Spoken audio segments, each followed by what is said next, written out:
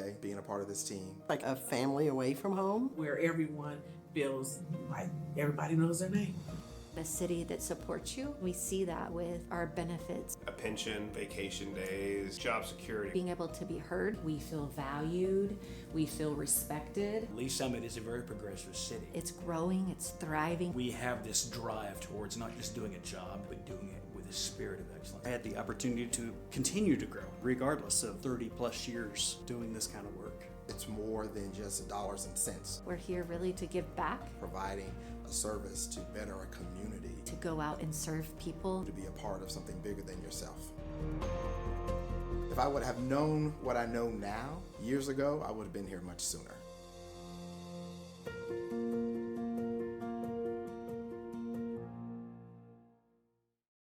Hello, Lease Summit. I'm Jordan. Here's your flash briefing for the week of May 4th. City Council will meet for a regular session Tuesday night at 6 in Council Chambers and City Hall. Meetings are open to the public or watch live on the city's YouTube channel. If you can't watch, catch the recorded meeting on demand on the YouTube channel or by subscribing to the Council Debrief newsletter, which breaks down 3 to 4 key agenda items. Subscribe at cityofls.net. It's Drinking Water Week. We're committed to providing safe, high quality, and reliable water by testing over 100 water samples every month. Did you know that drinking city tap water costs pennies compared to a retail water bottle at $1.50?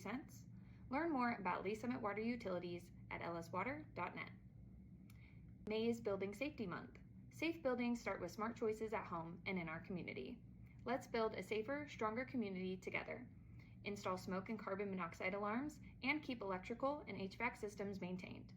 Our city team works behind the scenes every day to ensure buildings meet safety standards and protect our community. And the Farmers Market Spring Celebration is this Saturday, May 9th, from 8 a.m. to noon. Grab local finds or a perfect Mother's Day gift. The first 100 kiddos get to decorate a flower pot and plant a bloom to take home. Visit downtownls.org for more details. Thanks for listening and have a great week. Every time you turn on a tap, high-quality water is ready. But where does it come from? In Lee's Summit, water flows from 2 trusted sources, the Missouri River and its surrounding aquifer. This water is collected and treated in the cities of Independence and Kansas City. In Independence, the Courtney Bend Water Treatment Plant operates 42 water wells. These wells reach 85 to 125 feet underground, drawing water up from the Missouri River aquifer, an underground water source that naturally filters water through layers of soil and rock. The facility filters, cleans, and softens the water before pumping up to 7.5 million gallons a day to Lee's Summit. In Kansas City, the KC Water Treatment Plant draws water from the aquifer and the surface of the Missouri River. It then filters, cleans, and softens the water before pumping up to 25 million gallons per day to Lee's Summit. In Lee's Summit, Water Utilities controls the flow of these sources into the local system. Advanced software monitors the entire system, including 3 pumping stations and 8 water storage tanks, which maintain the water's pressure as it moves through 639 miles of water mains, carrying it to your home and the homes of more than 100,000 citizens. Water utility staff collect samples from throughout the system and send them for extensive laboratory testing, ensuring your water is safe, meeting or exceeding state and federal standards. When you turn on a tap, you're accessing a vast system spanning hundreds of miles, each foot carefully planned and strategically maintained. A system that leverages innovation to harness nature, turning a vital life source into an ordinary convenience, bringing you safe, reliable, high-quality water 24 hours a day, 365 days a year. To learn more about Lee's Summit Water, visit lswater.net.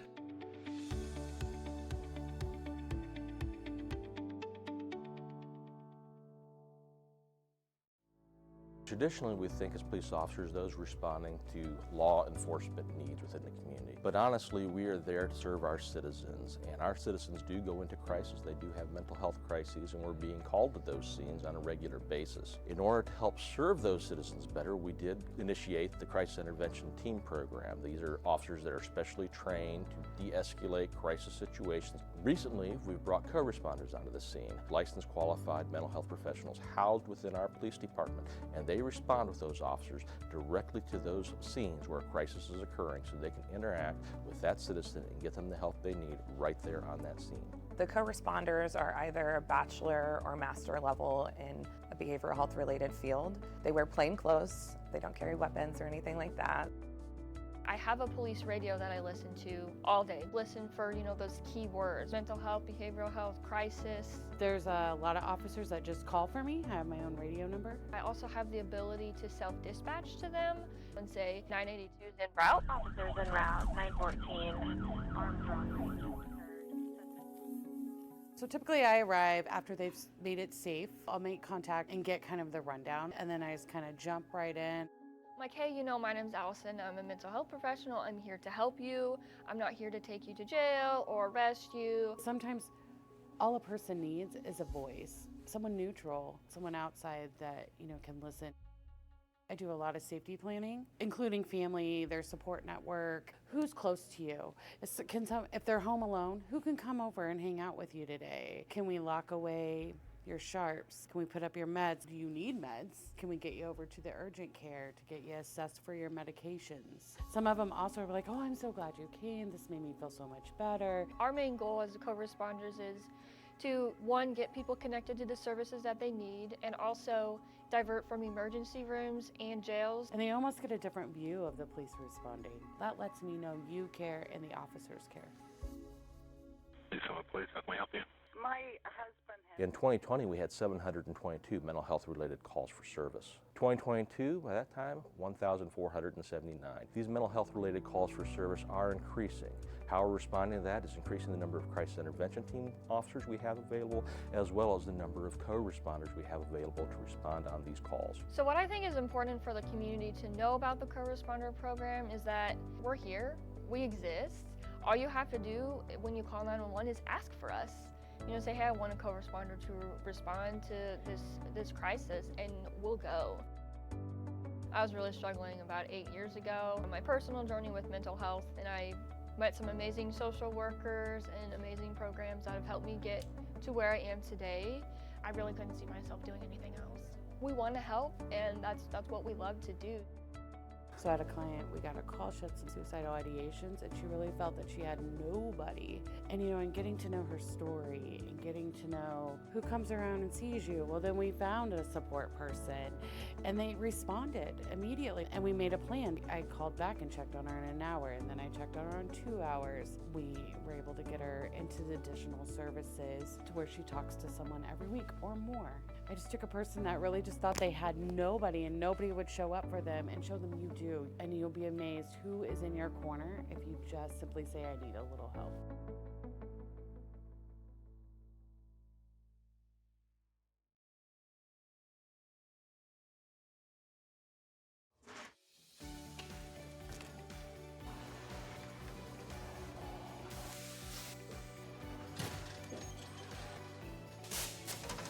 Welcome to the Lease Summit Sign Department. We are going to walk you through our process from start to finish. We make signs as needed here. It's not like we just go out into the field and place a speed limit sign here, or no parking here. Our traffic engineers, they go through and they'll do field studies. They'll send us down an engineering work order for us to go out, place new signs or remove signs as needed. Coming from the material, our blanks come in and they're just aluminum blanks. We can put our white, our red, our fluorescent yellow, green, whatever. And basically what it looks like is just that there. Throw it up into the roller.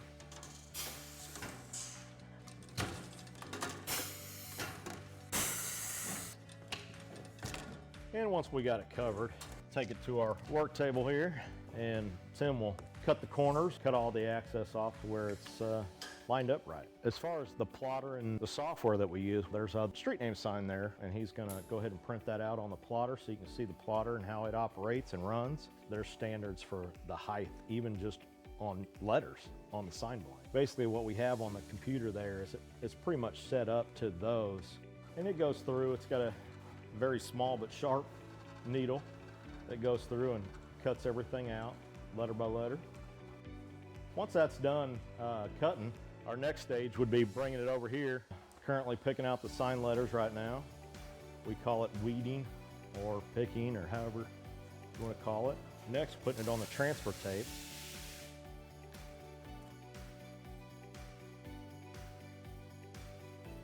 Then after it's taped, we bring it over to the roller. That's where we apply it to the actual signed blank. And we'll roll it through one time just to get the air bubbles out.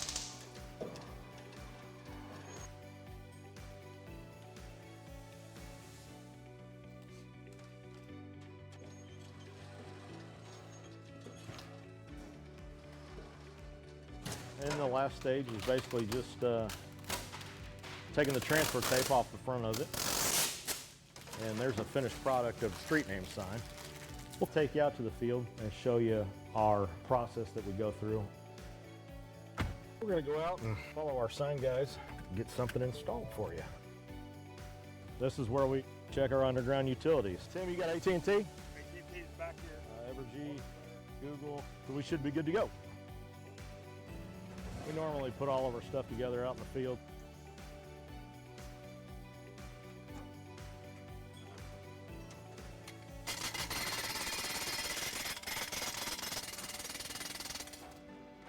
Then once the base is installed, we'll go ahead and put the post in there. We've come up to perfect. And that's how we do it. Simple. Quick.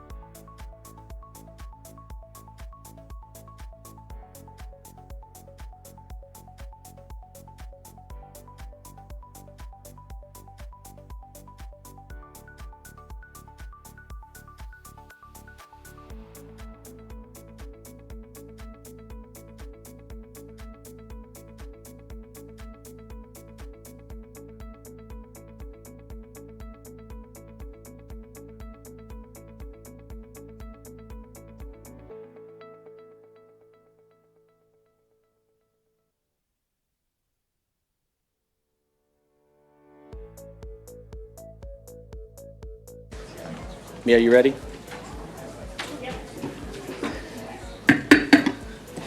You please rise for the invocation and the Pledge of Allegiance. Heavenly Father, thank you for the opportunity to serve our community. As we gather for this meeting, we ask for wisdom, humility, and grace in every decision we make. We especially lift up our new council members as they begin this journey of service. Give them confidence, clarity, and a heart for the people they represent. Help all of us to lead with integrity, kindness, and unity for our city. Amen.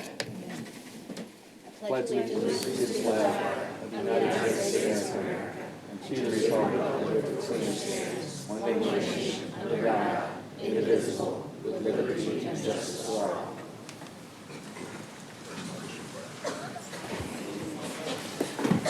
Good evening. I'd like to call the City Council regular session number 1 to order. Can I please have roll call? Councilmember Frazier. Present. Councilmember Rader. Present. Councilmember Pryor. Here. Councilmember Cravens. Here. Councilmember Funk. Present. Councilmember Adkins. Present. Councilmember Carlisle. Present. Mayor Pro Tem Shields. Here. Mayor Lopez. Here. Thank you. Now we will approve the agenda, please. We have a motion made by Councilmember Carlisle and a second by Councilmember Funk. Mayor, Yes. I will be a voice vote because my computer's updated. Great, thank you. Thank you. All those in favor, please cast your vote.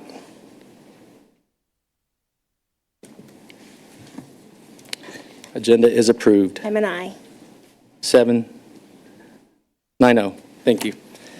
That takes us to the consent agenda, approval of the consent agenda. Can we please have a motion for that and a second?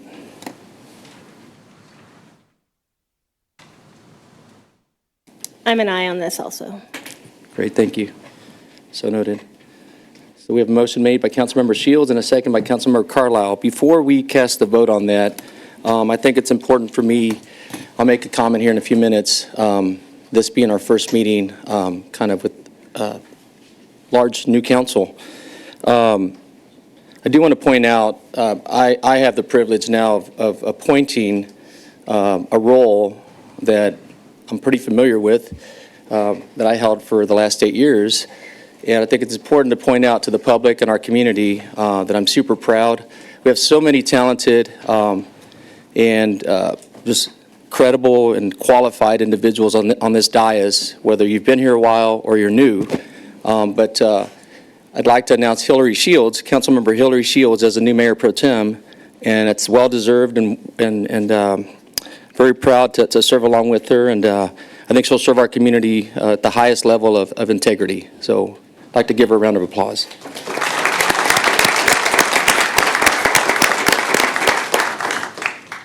With that being said, please cast your vote.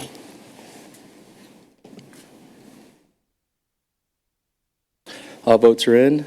Motion passes. Thank you. Takes us to Council Roundtable. So as I said, for those of you that are new to council, and those that have been here a while, this is an opportunity for us to be able to talk about events and activities that are going on within our community, or just things that might be of importance or of interest to all of us. And being that this is our first meeting together as a new council, I was going to kind of go Taylor Swift and say this was a new era, and I was going to wear a pink tie, but I didn't. So, but it's a new chapter. Tonight is a new chapter for our community, for our city of Lee Summit, Missouri. We have some amazing new council people that have joined the dais. I'm honored to serve as your 43rd mayor for the city of Lee Summit, and I'm excited to begin this new chapter with this group of amazing, I will probably say that a lot tonight, new council colleagues. I think there's one thing that I know for sure, that having worked with all of these individuals and having gotten to know them here the last month or so, I know for sure 100% that we have one thing in common for sure, is that we deeply, deeply care for this city of Lee Summit, Missouri. And I have no doubt that every one of these individuals up here, and obviously including myself, will represent our community with the highest level of respect and integrity. And I really, really look forward to working with everyone. You know, I'm starting my 9th year up here on the dais, and my first meeting here as mayor, again, with these group of leaders. And I think we have amazing opportunities, amazing momentum that our community has. And we'll get into these as the weeks unfold, the months unfold, and next year. But I want to reassure the entire community that I have the utmost confidence in this group up here. And we will work together and be fully aligned to make sure that we do everything's done the right way with the highest level of integrity. And I know this group is capable of that. Mr. Dunning and our city administrators, I'm sure this group and myself will challenge you and push you at times. But I want you all to understand that we will work together with you all as partners.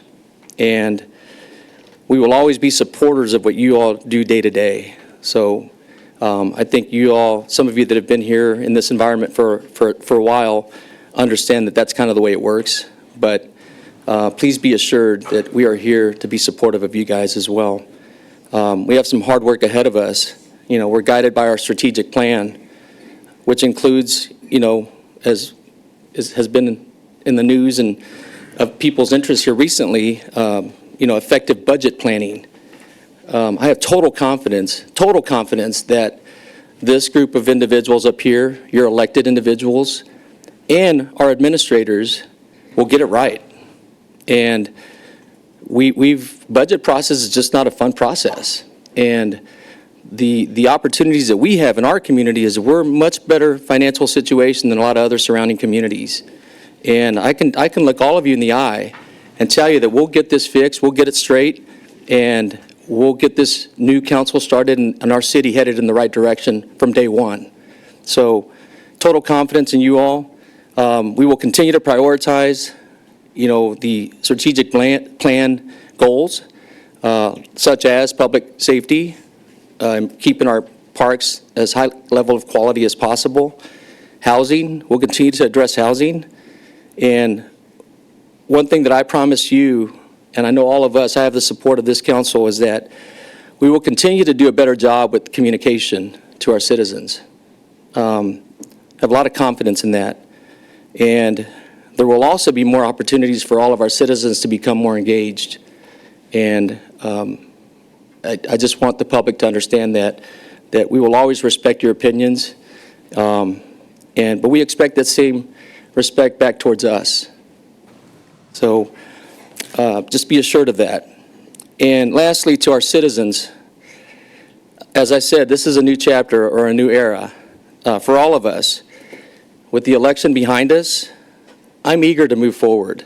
And I'm sure this body up here is eager to move forward also. Focus on what lies ahead. And there's always challenges, but there's also a lot of excitement. And I look forward to working with this group up here as we move forward. And whether you supported me in this recent election and some of the members up here recently or in the past, or if you didn't, as mayor, I want to assure everyone in this room and people listening and watching that from day one, for me, but I know it's the same for all of these people up here as well, we will always represent the entire city. We represent every citizen in this city. And I want to reassure everyone that we will always do it with the highest level of integrity, respect, and the appropriate dignity and professionalism that our citizens expect. And I also want to just state that that same expectation, you know, we would hope that the citizens of our city give us the grace, be patient with us. We're not perfect. We deal with a lot of hard issues for our community. And we would just expect the same level of respect and patience with us. We're not always going to get it right, but we always will listen to your opinions. As your mayor, I will work hard, and I have no doubt this group of individuals will work hard as well to earn that respect, to earn your respect and your support. And again, like I said from day one, every one of you that we represent in our city, every one of you, whether you guys supported elections, our campaigns or not, that's irrelevant. When we're up here, we're one community. And we have some exciting things that we're going to continue to work on together, but we need all of you to continue to stay engaged. And there will be opportunities. We're going to have some initiatives that are going to be announced here in the next few weeks.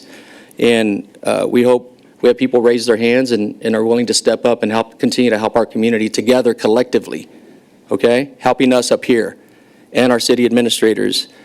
So I just look forward to continuing our amazing momentum. And I appreciate all of you, and we hope you all are ready for the exciting future that we have as a community. So thank you. We'll proceed with the agenda. Do we have any? We have some council members that want to also make some comments. Councilmember Shields. Thank you, Mayor. Well, first I want to thank Mayor Lopez for appointing me as Mayor Pro Tem. I really look forward to serving this city in that role, and I appreciate the confidence that he's placed in me, so thank you for that. And then my weekly plug for the farmers market. It is going Wednesdays and Saturday mornings, so it's a great time to get out and support your local farmers, bakers, craftspeople. There's a lot of amazing stands there twice a week. And then also this weekend is Mother's Day, so I wanted to say Happy Mother's Day to all the moms on our dais, all the moms in our community, all the moms that are on our staff, and thank you for spending tonight in this room with us instead of with your families. I know it's always a sacrifice, so thank you all. Thank you. Appreciate that. Councilmember Pryor. Thank you, Mayor. I just wanted to say, well, first, this is my first Saturday that I'm going to be able to go to the farmers market all year because of soccer. So, but I just wanted to tell Mr. Snook, we had soccer tournaments pretty much everybody in Lee Summit, it feels like, had soccer tournaments all weekend, last weekend, and we just really do have great parks. And we're so lucky to live in a community that has great parks. And when you're out there, there's just so many familiar faces, and everyone's talking and happy, and it's super windy, but it's, I love Legacy, and I love soccer, and I love our parks, so thank you. Great, thank you.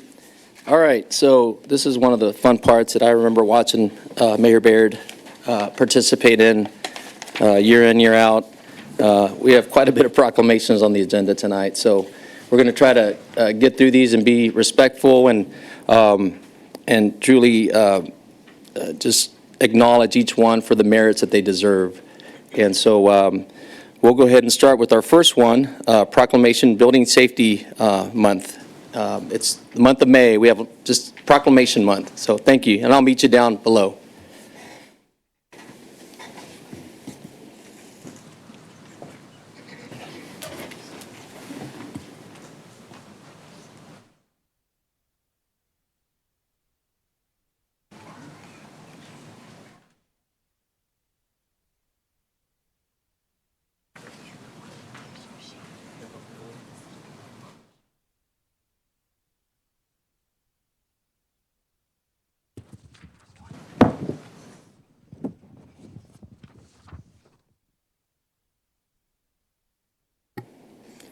So Mayor Lopez and I agreed prior to this evening that we will kind of condense the proclamation, so the city clerk will do just a condensed version of what the proclamation is each week. Building Safety Month, this proclamation affirms the City of Lee Summit's commitment to safe and resilient buildings, emphasizing the vital work of construction and safety professionals who ensure structures are secure and reliable. It recognizes the role of the International Code Council in developing standards that protect communities and highlights Building Safety Month as a time to appreciate code officials and raise awareness about building safety. With the 2026 theme, Built to Last, it encourages public involvement in promoting safety at all levels. Thank you. And it's my honor. I, Bethel Lopez, by virtue of the authority vested in me as mayor of the city of Lee Summit, Missouri, do hereby proclaim May 2026 as Building Safety Month and ask everyone to consider the commitment to improve building safety, resilience, and economic investment at home and in our community, to acknowledge the essential services provided by local and state building departments, fire prevention bureaus, and federal agencies in protecting lives and property. So thank you all very much. And And as is a tradition, we'll go down the line. Introduce yourselves. Shannon McGuire, Assistant Director of Plan Services. Heather Stouch, Customer Service Supervisor. Sue Powles, Development Engineering Manager. Andrea Sessler, Development Technician. Tracy Deister, Codes Administration Manager. Brandon Callwide, Development Technician. Good evening, Tracy Albers, Development Services Director. Jim Eden, Assistant Chief Fire Prevention. Steve Robbins, Assistant Director of Field Services. Dennis Henson, Appeals Board Member. I say one thing. We're going to have a little get-together May 21st at 7:30 a.m. to 8:30 a.m. Come by. It's open to the public. Anybody who wants to come by to celebrate the Building Safety Month with us.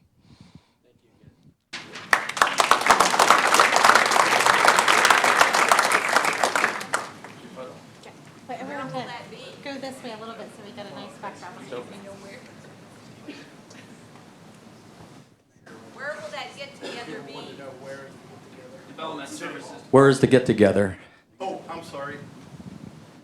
In the Strother, here at City Hall in the Strother building at the front off 3rd Street here, the last building, Strother, at City Hall. We can have donuts, hot chocolate.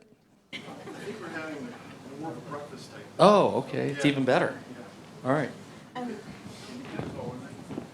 Steve, you just go on this side on the side of the mayor, so she goes, yeah. There we go. That looks better. All right, ready? 1, 2, 3. Good job.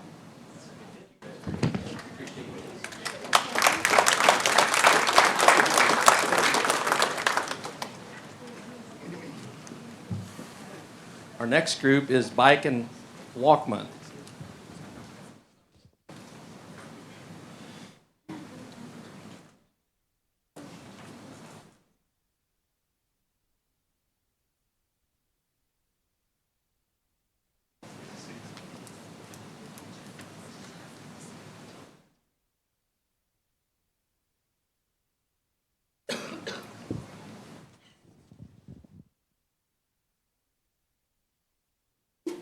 New format. We're testing it out. So thank you. This proclamation highlights the benefits of walking and bicycling as a healthy, affordable, and environmentally friendly transportation options that improve physical and mental well-being while strengthening community connections. It emphasizes the City of Lee Summit's commitment to creating safer, more accessible infrastructure and programs that support active lifestyles. Recognizing Bike and Walk Month encourages residents to adopt healthier habits and explore alternative transportation while acknowledging the important role of community partners in promoting safe walking and biking throughout the month of May. Thank you. So I, Bethel Lopez, by virtue of the authority vested in me as mayor for the City of Lee Summit, Missouri, do hereby proclaim the month of May 2026 as Bike and Walk Month to encourage all citizens to participate in activities that promote walking and biking, to support investments in pedestrian and bike infrastructure, and to prioritize safety for all road users. So thank you very much. Let's give them a round of applause. Introducing yourselves. Thank you, Mayor. And may I say a couple of words as well? Thank you. Thank you, Mayor Lopez. I'm Ed Kramer. I'm a member of the Wellness Commission with Lee Summit and chair of the Livable Streets Committee of that commission. We all want to encourage people to enjoy Bike and Walk Month, and particularly a few events coming up. May 9th, there's going to be a helmet giveaway and children's activities at the farmers market. May 17th, a bird walk, and May 30th, a very family-friendly walk, ride, or roll on the Rock Island Trail. And if I may just real quickly, a word about safety to parents in Lee Summit. If your kids are riding e-bikes, scooters on the streets, please teach them the basic traffic laws. They haven't had a chance to study those yet to get a license if they're under 16. Encourage them to ride safely, and ideally go out and ride with them occasionally and just kind of show them how to do it right, and be sure that they wear a helmet. So everybody please get out and enjoy Bike and Walk Month and be safe. And I'll pass this to our commission chair. Jennifer Craig, Chair of the Wellness Commission. Steve Solansky, Member of the Wellness Commission. Molly Wickman, Member of the Wellness Commission. Susan Berry, City Traffic Engineer and Staff Liaison. Mark White, member of the Livable Streets Committee. Michael Park, Director of Public Works.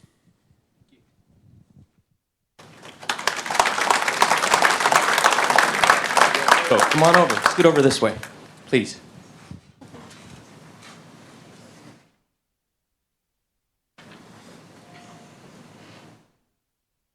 Michael, if you and Mark will come on this side. Yeah. I try to get it where we don't have other council member heads jumping out of your shoulders, so. That's all right. 1, 2, 3. Thank you. One more applause.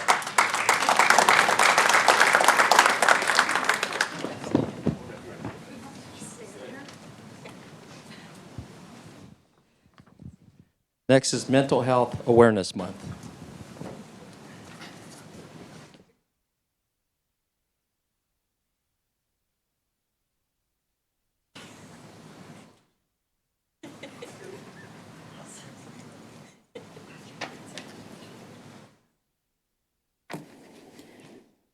This proclamation emphasizes that mental health is vital to the well-being of individuals and communities, while noting that challenges affect people of all backgrounds and are often worsened by stigma that discourages seeking help. It highlights the growing concern around youth mental health, including high rates of sadness and suicidal thoughts among high school students. The City of Lee Summit reaffirms its commitment to supporting residents through partnerships, resources, and initiatives, and recognizes Mental Health Awareness Month as a time to educate the public, reduce stigma, and encourage individuals to prioritize mental health and support one another. Thank you. Now, I, Bethel Lopez, by virtue of the authority vested in me as mayor for the City of Lee Summit, Missouri, I do hereby proclaim the month of May 2026 as Mental Health Awareness Month and encourage all citizens to take steps to care for their mental health, support those who may be struggling, and work together to build a healthier and more resilient community. So let's give them another applause. Thank you.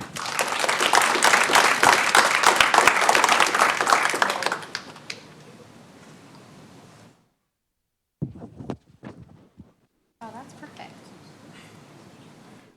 1, 2. Thank you.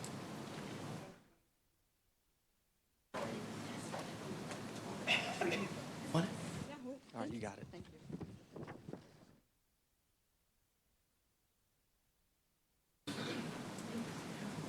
Next, we have National Drinking Water Week. Mr. Thorne, come on up.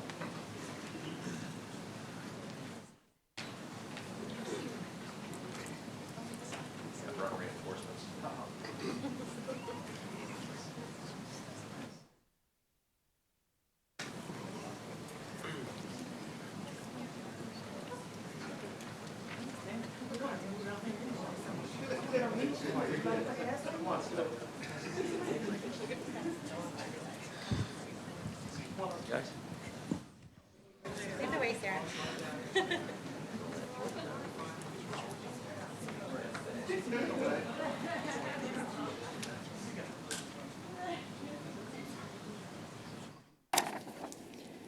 This proclamation recognizes water as a vital natural resource essential to health, safety, and the overall quality of life, highlighting the importance of clean drinking water for public health, fire protection, and economic stability. It acknowledges the critical work of water professionals who ensure safe and reliable water systems and emphasizes the shared responsibility to protect and maintain water infrastructure. The City of Lee Summit also encourages residents to conserve water, prevent pollution, and better understand the essential role water plays in sustaining the community. Thank you. Now, I, Bethel Lopez, by virtue of the authority vested in me as mayor for the City of Lee Summit, Missouri, do hereby proclaim May 3rd through the 9th of 2026 as National Drinking Water Week. Thank you.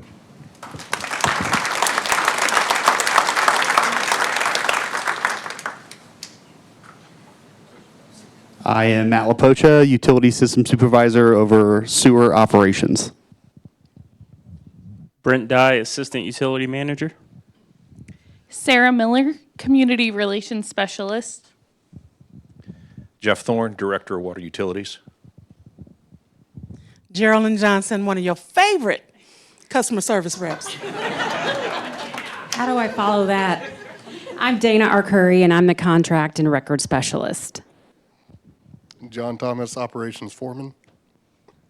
Jeremy Young, Assistant Director of Water Operations. Monica Hawkins, Account Services Manager. Amanda Bagwell, Engineering Manager. Lisa Odell, Deputy Director of Water Utilities. Brent Boyce, Assistant Director, Business Services.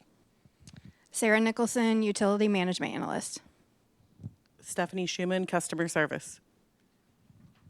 Deanna Tribble, Admin Assistant. Dan Clark, Inventory Maintenance Technician. Kevin York, Senior Staff Engineer. I'll give you this picture. They love each other, so it shouldn't be a problem. They're one big family. I'll try to be as tall as I can so he gives me big love. Oh, look at these pros. And then everyone to this side of Lisa needs to come on this way. Brent, you guys need to come this way. Yeah.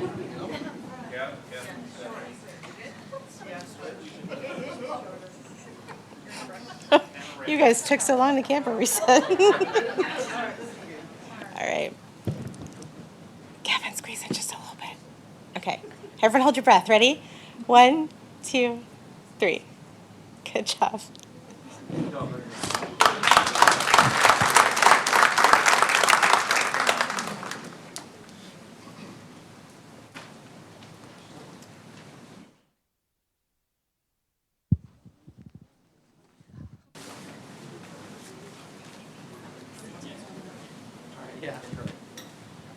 All right, next one is Historic Preservation Month.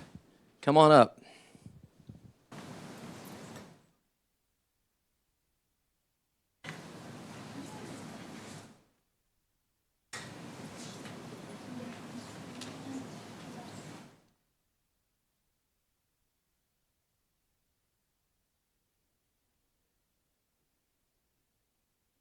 This proclamation highlights historic preservation as a valuable tool for protecting community heritage, guiding growth, revitalizing neighborhoods, and fostering pride while enhancing livability. It emphasizes the preservation is meaningful for diverse communities nationwide and honors the contributions of those who safeguard shared history. Recognizing the 2026 National Preservation Month theme, All People Are Created Equal, the City of Lee Summit encourages residents and visitors to celebrate local history and support efforts to preserve the community's character as it continues to grow. Thank you. So now I, Bethel Lopez, by virtue of the authority vested in me as mayor of the City of Lee Summit, Missouri, I hereby proclaim May 2026 as Historic Preservation Month and encourage all people of Lee Summit to recognize and participate in these special events to enrich and preserve the history of our community. So thank you very much. Pryor, Assistant Director of Plan Services. Adair Bright, Senior Planner and Staff Liaison. Great, thank you. And I guess this is a smaller group, so we'll do a quick photo. Small but mighty. I should get a really good 1, 2, 3. Yeah.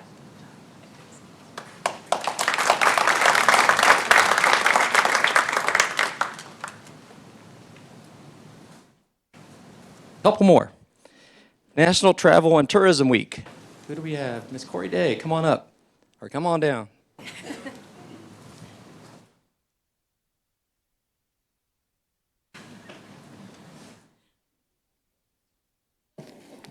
This proclamation emphasizes that the travel industry as a vital driver of economic growth, job creation, and community development in Lee Summit and across the United States. It highlights travel's broad impact on supporting millions of jobs, generating significant tax revenue for essential public services, and benefiting diverse industries such as healthcare, agriculture, and manufacturing. The proclamation underscores the importance of expanding leisure, business, and international travel to maintain global competitiveness, while recognizing travel as a powerful force that fosters economic opportunity, strengthens communities, and connects people nationwide. Thank you. So now I, Bethel Lopez, by virtue and authority vested in me as mayor of the City of Lee Summit, Missouri, do hereby proclaim the week of May 3rd through the 9th, 2026, as National Travel and Tourism Week, and urge all Lee Summit citizens to join me in recognizing the essential role that this industry plays in Missouri and in Lee Summit. So thank you, Ms. Corey Day.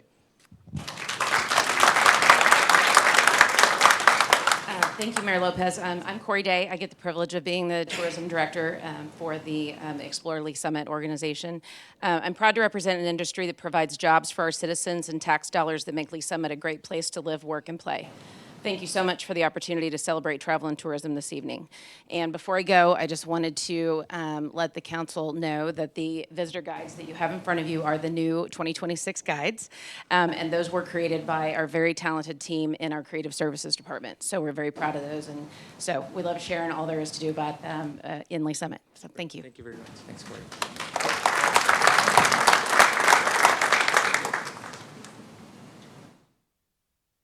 One, two, three. Corey, you want to hold the proclamation up? Sorry. There you go. I know, they're not easy.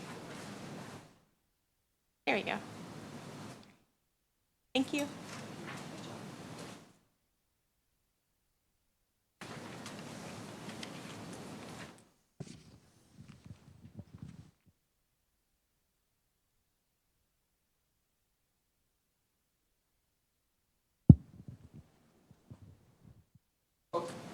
Want to read this one?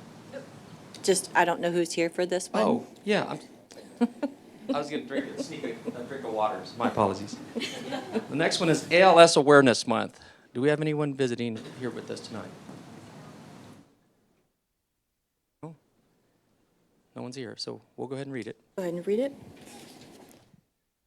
This proclamation highlights amyotrophic lateral sclerosis, ALS, or Lou Gehrig's disease, a fatal neurodegenerative condition that progressively robs individuals of basic functions, with most patients surviving only 2 to 5 years after diagnosis. It emphasizes the disease's unknown cause, lack of cure, and the urgent need for access to therapies, medical equipment, and communication tools. The statement underscores the importance of clinical trials and recognizes the significant contributions of the ALS Association in funding research worldwide. This proclamation designates ALS Awareness Month as a time to raise public understanding, support affected individuals and families, and advance efforts to find a cure. Thank you. Very important cause here.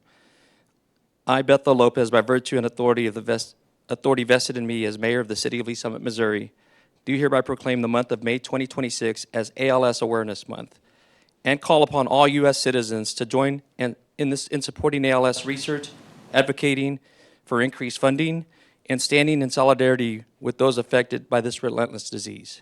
So we have no one here tonight, but we'll make sure this gets to them. So thank you. I believe Councilmember Carlisle was the one that asked for it. So Member Carlisle. No? You want to say a word? Sure. All right.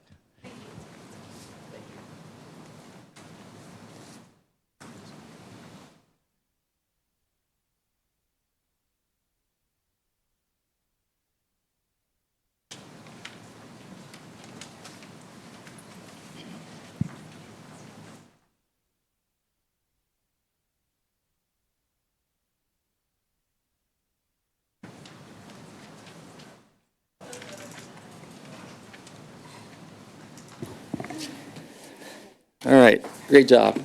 Our city clerk did an amazing job. So we will go ahead and move on. We have a few items, a few public hearings tonight. So we will now go into public hearing. I'm going to close the regular session and open the public hearing in application number 2026-7582, a public hearing application PL 2026-040, vacation of right-of-way, a portion of Southwest Jefferson Street right-of-way located south of Southwest Oldham Parkway. Engineering Solutions is the applicant. The applicant's not here, but do we have staff wants to make a presentation first? Mayor, I need to swear them in first. What's that? I need to swear yes. them first. Missed that part. Will all those wishing to speak on this matter please rise and be sworn in by the city clerk.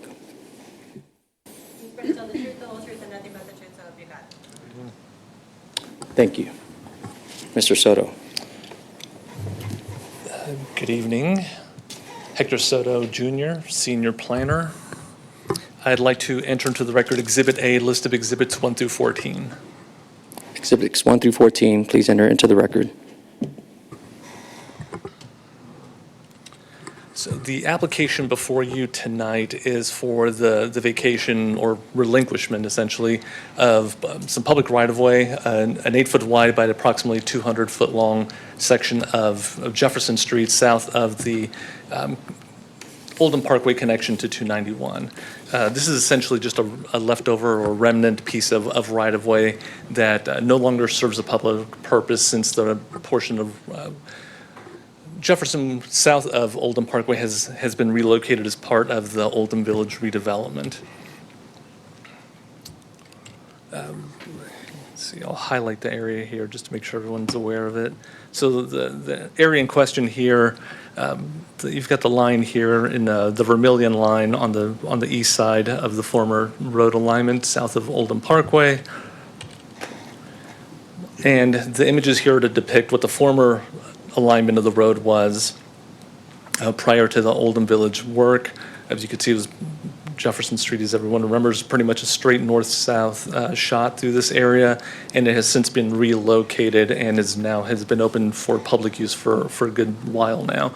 So the remaining remnant piece of right-of-way we're looking to clean up as part of this application. So vacations of right-of-way require a two-step process in front of the Planning Commission City Council. We had our Planning Commission hearing on April 9th, and we're here before you to fulfill the second public hearing obligation for the vacation of right-of-way process. This image here just it's pulled back image just to show an illustration of what road work has been done. All of the rights-of-way associated with the Oldham Village redevelopment have been vacated. This is just one remnant that was discovered a little bit later in the process by the developer. So with that, staff recommends approval of the vacation of a portion of Southwest Jefferson Street right-of-way as presented. Thank you. Are there any questions from council? Councilmember Rader. Thank you, Mayor. Is this part of the Oldham East or Oldham West? This would be Oldham West. So this would be on the south of Chick-fil-A. Chick-fil-A a little bit off the screen here, so this would be south of that. Okay, all right, that's all I needed. Thanks, Mayor. Thank you. Any other questions? Is there anyone who wishes to speak in support of this application? Is there anyone who wishes to speak in opposition of this application?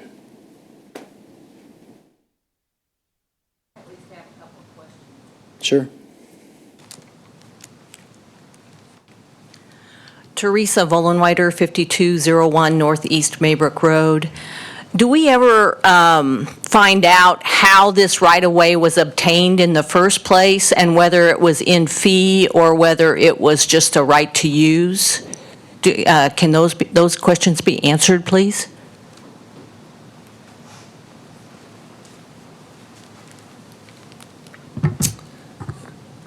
The applicant's not here to provide any information on what title work has been done. I've tried to do some research early on. This used to be an old highway right-of-way, and I could not find quite a record of exactly when it was originally dedicated. So I don't have a definitive answer as to how that original dedication occurred. Okay. We can try to find out later, but we don't have that information tonight. Yeah, I mean, is there a right-of-way deed, or, because obviously there's going to be a deed now, right? Can you answer that question or that comment?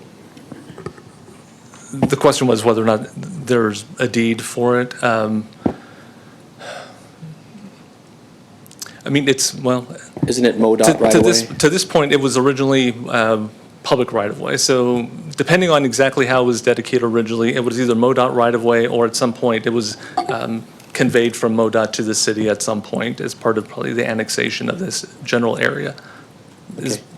Thank you, Mr. Soto. That's all the information we have. And it was part of a PDP, so thank you. The applicant is not here to present anything, correct? That is correct. Okay, Yes. so with that being said, are there any other questions from council? If not, I will now close the public hearing and reopen the regular session. Are there any questions from council at this point? Any discussion? None? All right. So we have all comments have been made. So Councilmember Shields, can you please read this ordinance? Thank you, Mayor. I move for second reading of Bill Number 26-081, an ordinance vacating a portion of Southwest Jefferson Street right-of-way located south of Southwest Oldham Parkway, abutting 1111 Southwest Jefferson Street in the city of Lee Summit, Missouri. Thank you. I have a motion made by Mayor Pro Tem Shields and Councilmember Carlisle. Any further discussion? If not, please cast your vote.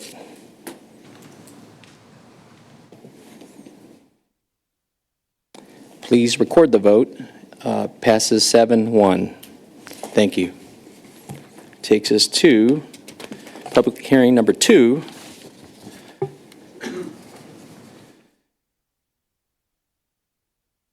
Which is agenda item 2026-7538, public hearing application, special use permit renewal for outdoor ball field lighting, Summit Christian Academy, 1500 Southwest Jefferson Street, ACI Boland Architects applicant. Will all those wishing to speak please rise and be sworn in by the city clerk?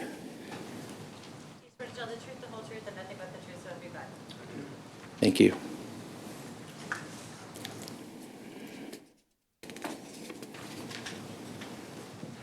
I'm Andrew Chopin on behalf, with ACI Boland Architects on behalf of Summit Christian Academy. Just looking to renew those lights, no change, just the former special use permit is expiring and we're looking to renew it. I'd like to defer to the planner for his report, and I'm here for any questions. Thank you. Thank you. Staff?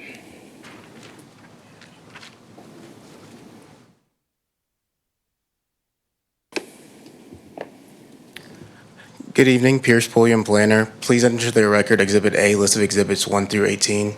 Please enter into the record exhibits 1 through 18. This application is for a special use permit renewal for outdoor ball field lighting at 1500 Southwest Jefferson Street. The lighting is for 1 combined soccer and football field and 1 baseball field for Summit Christian Academy.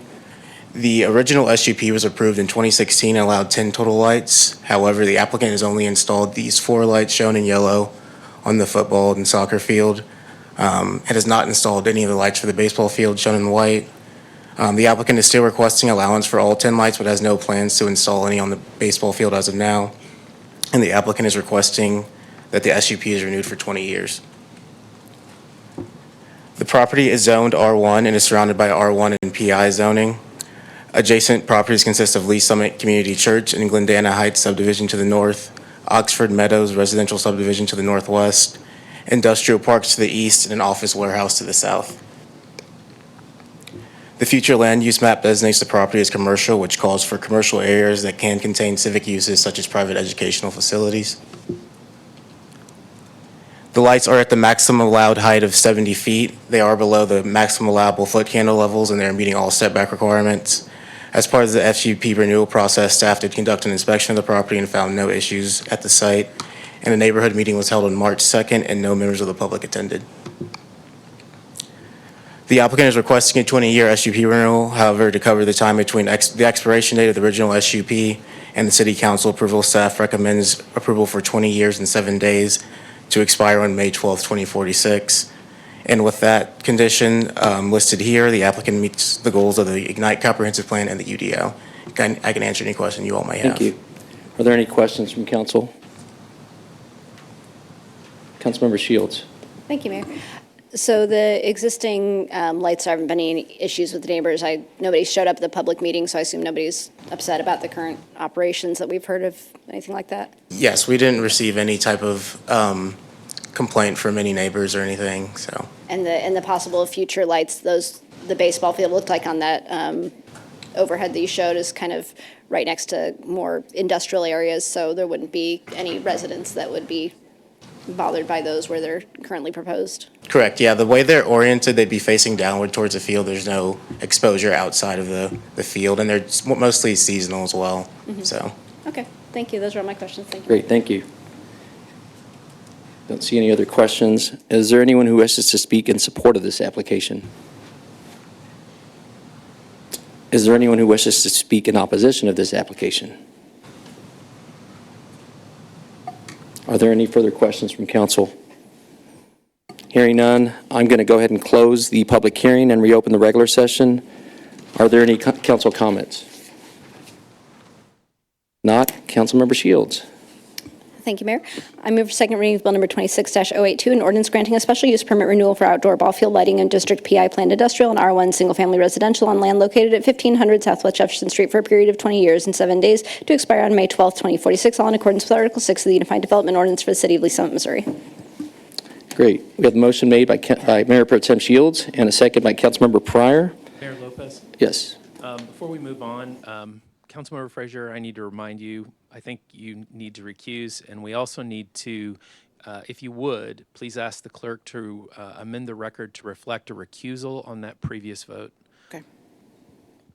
Okay. Thank you, Mr. Head. The motion's been made. We have a second by Councilmember Pryor. Are there any other questions or any more discussion? If not, please cast your vote. And Councilmember Frazier? Okay. I request a recusal Okay, because great. of a prior Thank you. vote. All right, all votes are in. Motion passes. 8 yes, 1 recusal. Thank you. Please record that vote. Takes us to public hearing, another public hearing. This one is public hearing 2026-7563, application, preliminary development plan, John Knox Village, Country Club Corridor, Hybrid Villas, southeast corner of Northwest Chipman Road and Northwest Pryor Road, SFCS Inc., applicant. Anyone wishing to speak, please rise and be sworn in by the city clerk.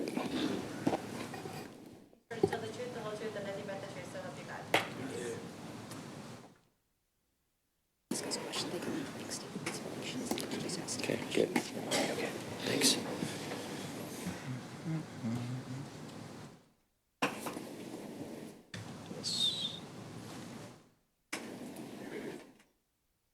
Okay, I didn't know if I hit it or not. Thank you. Thank you.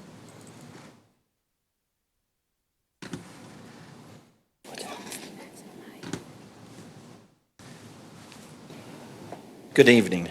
I'm Darren Spade, architect with SFCS, here representing John Knox Village tonight. So we're here to talk about Country Club Estates, hybrid villas. We're looking at redeveloping right next to Pryor Road, the west side of John Knox Village, as you can see here in the red circle, almost circle. So ultimately, we're looking at developing 6 hybrid villas. These are 15 apartment buildings over top of a parking garage, as you can see aligned here. And looking at redeveloping the golf course that separates John Knox Village with Pryor Road. Here you can start to see just a little bit more of the overall site plan for the ultimate development. This will be phased, and I'll show you that on a slide here in a second. We are looking at ultimately moving Peace Parkway, which is a private street that comes through this area right now, and connecting with Faith Drive to Pryor Road. Here you can see the phasing. The red phase would be our first phase of hybrid villa. Because this is market rate apartments, we have to see how they go about selling. And then ultimately the 5 other phases continuing to develop down Shamrock Road. One of the reasons why we're choosing to do this is we're taking down some older cottages that are about 50% occupied, and then ultimately some older apartment buildings that have been there since the early 70s, which are also about 50% occupied. This will allow, as we've seen Pryor Road continue to grow, adding a little bit more of a buffer by redeveloping the golf course, and as you can see with the landscape plan here. Each building has the underground parking for each apartment, as I mentioned, plus some parking, surface parking outside of the building. Just a little bit of a zoomed in version of the landscape around. And also, I'm gonna flip back real quickly. We're ultimately developing a walking trail from here, from the Chipman corner, Chipman Pryor corner, all the way down to the clubhouse that we just opened in the last few months. Using the utility amenity, as we described it in marketing terms, where the power lines bisect the site. Everything is going to fit in with the exterior of the buildings that we've completed in the last several years, from manufactured stone to the architectural shingles to EIFS to hardy board siding. It will match the buildings that we've seen with the meadows, courtyards, and just be a continuation of those plans that we've been doing. Here you can see a couple other just little preliminary renderings of what they look like. 3 stories over the garage below. Little site plan of the lighting plan just to show that we are lighting the building, and then ultimately running through the path going towards the south. That's it. Pretty quick presentation. Great, thank you. We will have staff presentation next, please.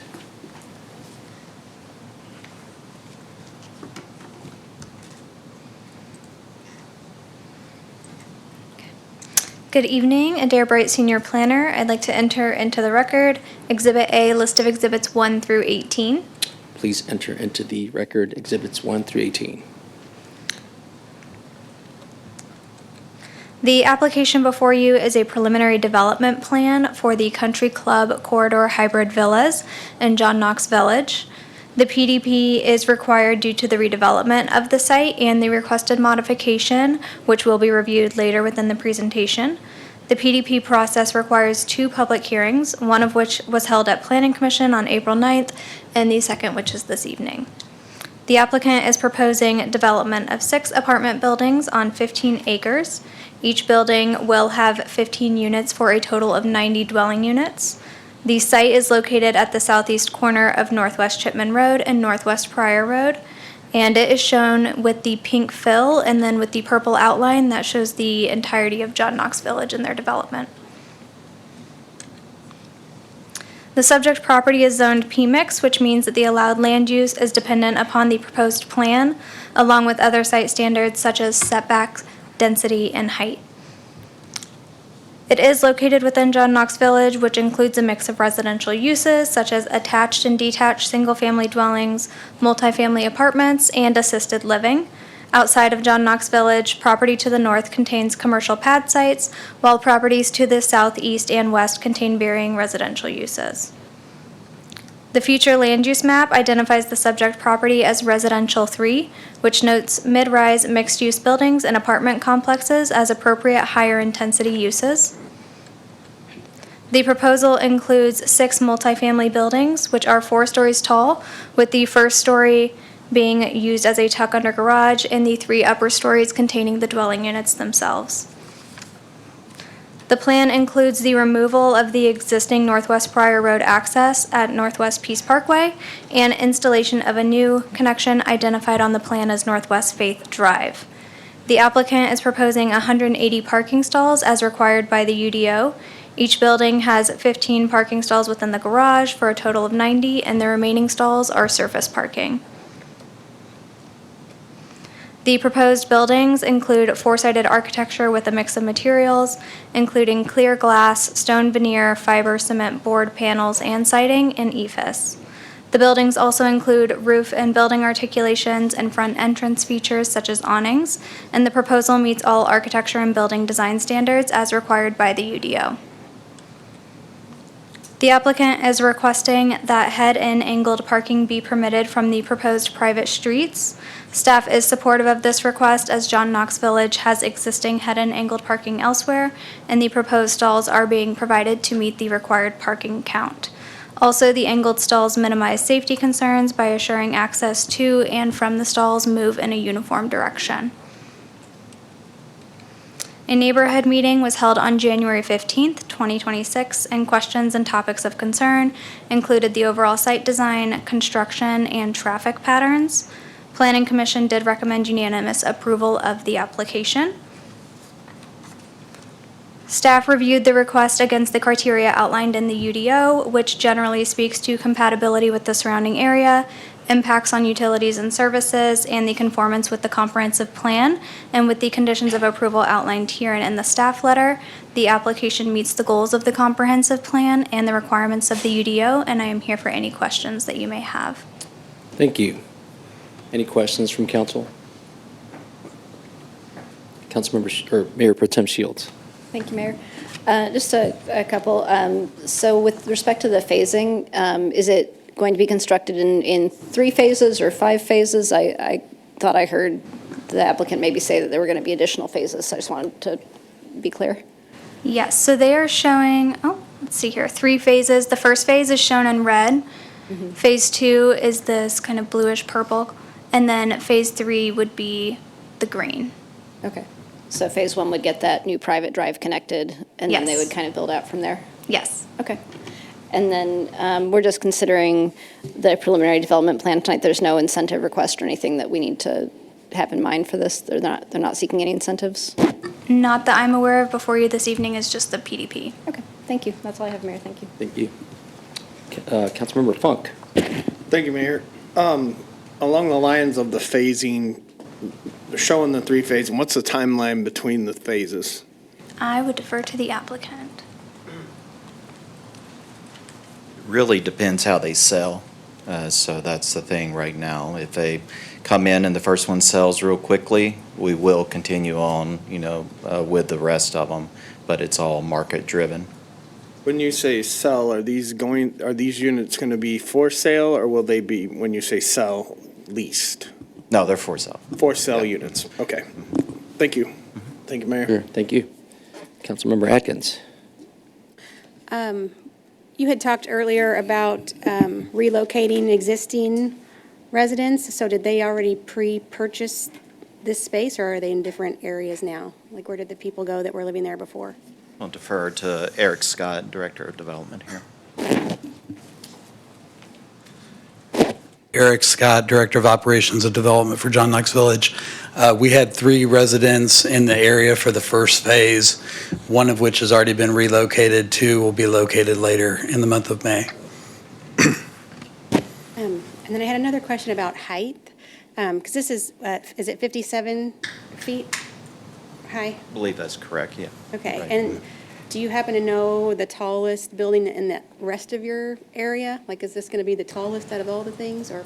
No, it will not. It will be in line with the Meadows original phase that was there. But then the site steps up towards the old hospital and the pavilion. The pavilion is still the tallest on the John Knox site. Everything slopes down towards this lake. Yeah. Thank you. And then one more thing about the golf course. Are you sure that the balls aren't going to go onto Pryor? Yes, this is a preliminary drawing. We will angle all the holes to be toward the inner part of the campus. Our golfers are very concerned with that. And it is a par 3 course in same fashion that's out there right now. So it's not any long distance driving or anything. So. It will actually be an enhancement to our current golf course and keeping golf balls out of Pryor Road. Oh, good. Thank you. Great, thank you. Great questions. Councilmember Frazier. Even though I have to recuse myself from the vote, I have a question, and that concerns Peace Parkway. Do you have a visual that shows where it currently is now? You said you're going to relocate Peace to Faith? That's a right in, right out, correct? Off of Pryor? Yes, I don't have a visual, but Okay. it is roughly right here. And we're aligning it with the drive for the operations and facility over here. That's where we're aligning Faith coming across, the thinking behind it. Thank you. You good? Yes, I am. All right, thank you. Don't see any other questions. I just have a couple follow-up, if I could. You've answered many of the questions I had, but sticking to that golf, I know where the golf course is, and I don't think there's ever been an issue that I'm aware of balls going on in Pryor, but when you reconfigure it, will there be a need for like netting or something? I realize it's part 3. No, that hole is will be 100 yards long and will be angled back toward the campus. Okay. Okay. And then you said the first unit's market rate. That's the only one that'll be market rate. The other ones, No, they're all market rate. Yeah, they all will. Okay. And as far as like parking, it's all self-contained within the buildings themselves? There's surface parking also outside of it, but yes, yeah. For the most part? Yeah. Should, the ratios are there, I know the staff present that as well, so. Yeah, so the ratios of 15 parking spaces underneath the building for the 15 apartments, and then outside to equal the other 90 total. So Okay. to get the 180. Okay, great. And then just from traffic perspective, I think you all can maybe answer, if not Mr. Park. As far as traffic onto Pryor, will that increase? What do you all envision as far as parking traffic counts going on to Pryor? Yeah, ultimately, when we go ahead and tear down the Manor 1 and Villa 1 building in Lakeshore, it's actually a decrease in units from where they are currently right now. Okay. So. Okay, good. Thank you. Appreciate that. All right. See no other questions. Is there anyone who wishes to speak in support of this application? Don't see anyone. Is there anyone who wishes to speak in opposition of this application? You can come up and state your name. Zach Olshawish. It wasn't explicitly said. I assume this is targeted for the senior citizens, active adult. Is there any guarantee, or can this be sold to anyone? It's part of the John Knox Senior Living CCRC. So yeah, okay. Age 55 and older. All right, thanks. Thank you. Any other questions from council? Not seeing any. Hearing none, I will go ahead and close the public hearing and reopen the regular session. Are there any other council comments? Not seeing any, so Mayor Pro Tem Shields. Thank you, Mayor. I move for second reading of Bill Number 26-083, an ordinance reviewing a preliminary development plan for land located generally at the southeast corner of Northwest Chipman Road and Northwest Pryor Road for John Knox Village Country Club Corridor Hybrid Villas, all in accordance with the provisions of Chapter 33, the Unified Development Ordinance of the Code of Ordinances for the City of Lee Summit, Missouri. Thank you. Motion's been made by Mayor Pro Tem Shields and second by Councilmember Carlisle. Any more discussion or comments? If not, please cast your vote.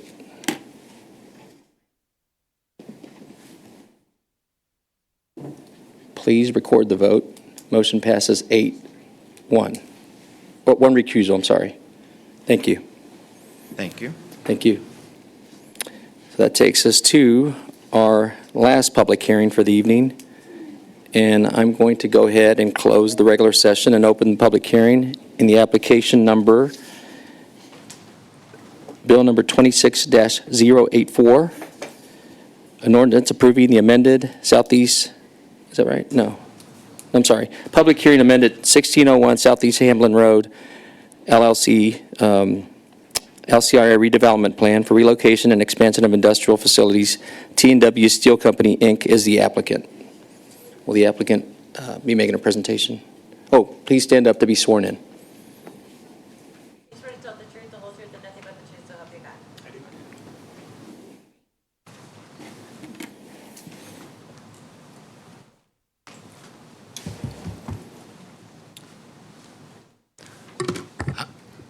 Hello, Ben Bigham on behalf of the applicant T&W Steel, and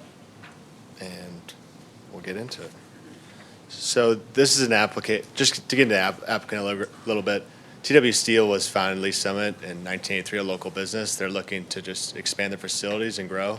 Just generally speaking, they are in the steel and metal fabrication business and outgrew their facilities. The project is located at 1601 Southeast Hamblen Road, actually. The applicant entity is technically the name of the address, so T&W Steel is the overarching company. The actual applicant is 1601 Southeast Hamblen Road. It's about a 30-acre site. The applicant was looking at a couple different sites, but wanted to stay local and stay where they've done business since their inception, so they land on this site, and they're working it right now. It's an industrial building. It's actually, so initially we came through with about a 50,000 square foot building and went through the LCRA process, got recommended, got a positive recommendation from the LCRA, and then we went through the development plan process and actually came in, good news, actually need a bigger facility to accommodate the growth in facilities. So we had to come back through LCRA, have an amended plan to accommodate for that extra about 20,000 square feet in facilities to accommodate for this growth that they're seeing. So this is a site plan of the proposed project. That's as current as we have it, and we're working through the planning process as well. So the public incentive, or the incentive, we're working here is the LCRA. There's two main branches of this incentive. It's the sales tax exemption on construction materials. That's for, any fixtures, anything that's actually constructing the industrial facility. It exempts those from sales taxes. And the second is a property tax abatement. In this case, it'll be a 10-year property tax abatement that reflects a 75% abatement. That means the applicant will be making payments for 10 years that are calculated at 25% of the tax otherwise owed. And we actually worked through with staff to determine that exact payment schedule. This exhibit right here on your screen is what is included in our redevelopment contract and all of our leases in place. So these will be the payments.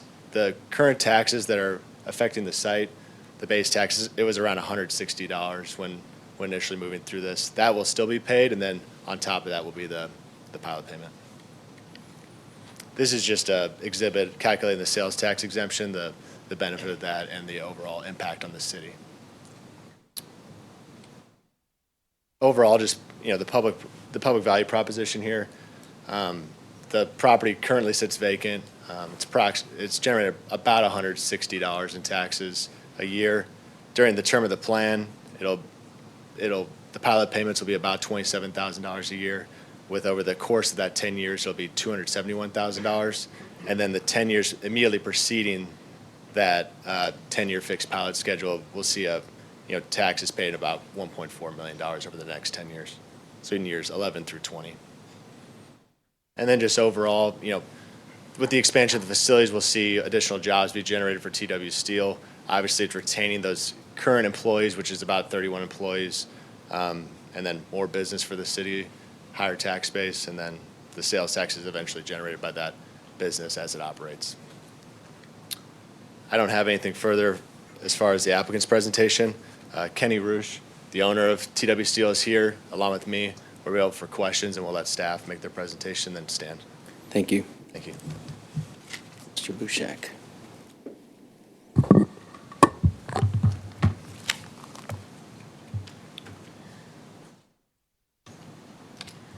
All right, good evening. David Bushak, Economic Development Counsel for the city.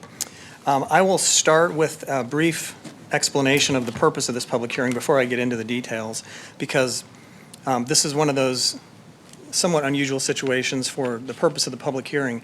Occasionally, you'll have zoning applications that come before you, and the question, and it's a project you've heard before, and the question is, why are we having this public hearing again?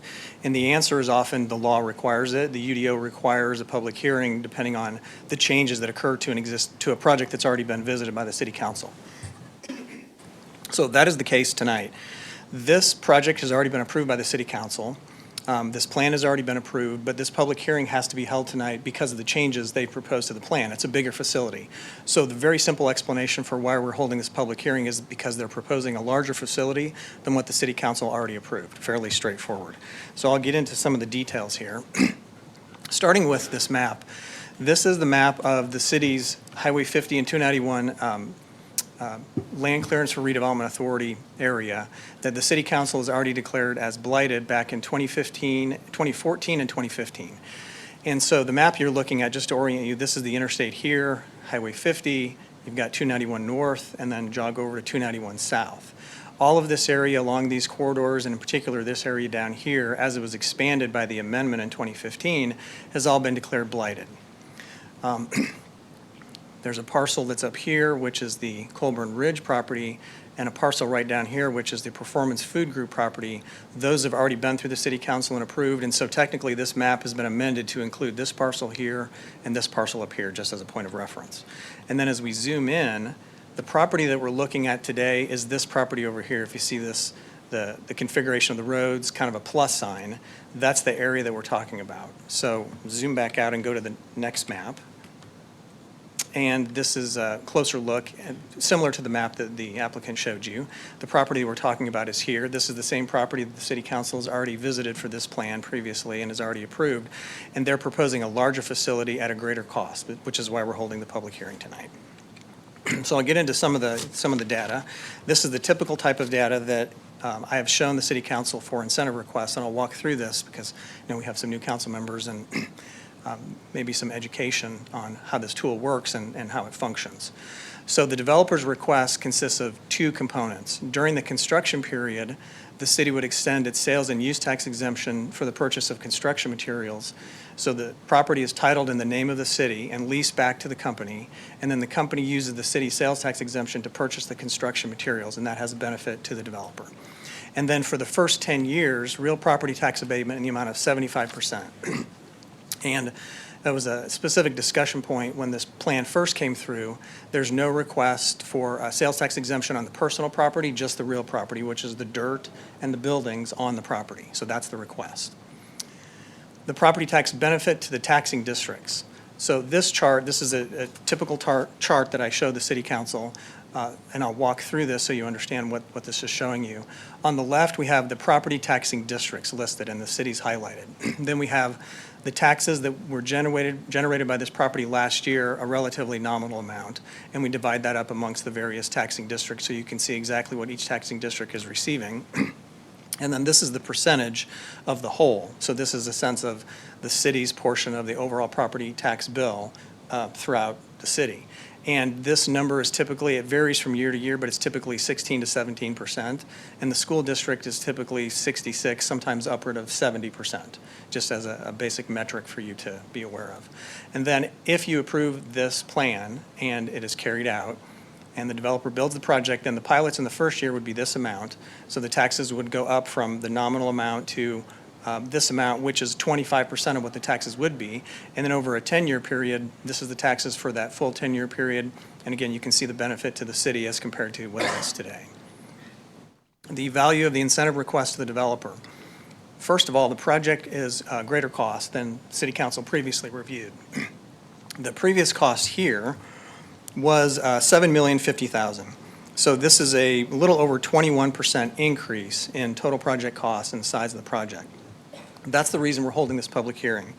There's a specific provision in the LCRA Act which provides that before the City Council approves a plan or, and here's the magic words, substantial modification of a plan, you need to hold a public hearing. Fair question is, what's a substantial modification? I can draw from a body of case law and statutory law in another field that's close to economic development to conclude that the law provides that a substantial change is probably 5%. And I can go into that if you'd like to hear more explanation, but I take a fairly conservative approach on my interpretation of the statute, and substantial modification, our standard for many years, over a decade, has been if it's more than a 5% increase in total project costs or reimbursable project costs or any of the key metrics, that is a substantial modification to a plan that needs to come back for a public hearing, which is why we're holding this hearing.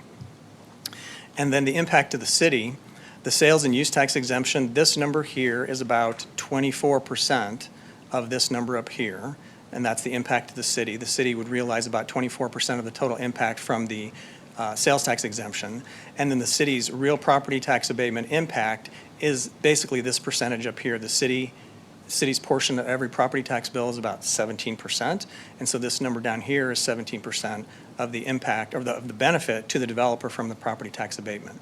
And then the metric here that you'll see is repeated on the next slide, which is the slide that I typically include in our meeting packets. And this is the simple summary of what this incentive does. So if you're ever wondering, after all the numbers and all the data that you see, this is the one-page simple summary so you understand what the incentive is. The tool that we're using is just the LCRA. We've already walked through the sales tax exemption on construction materials at 100%.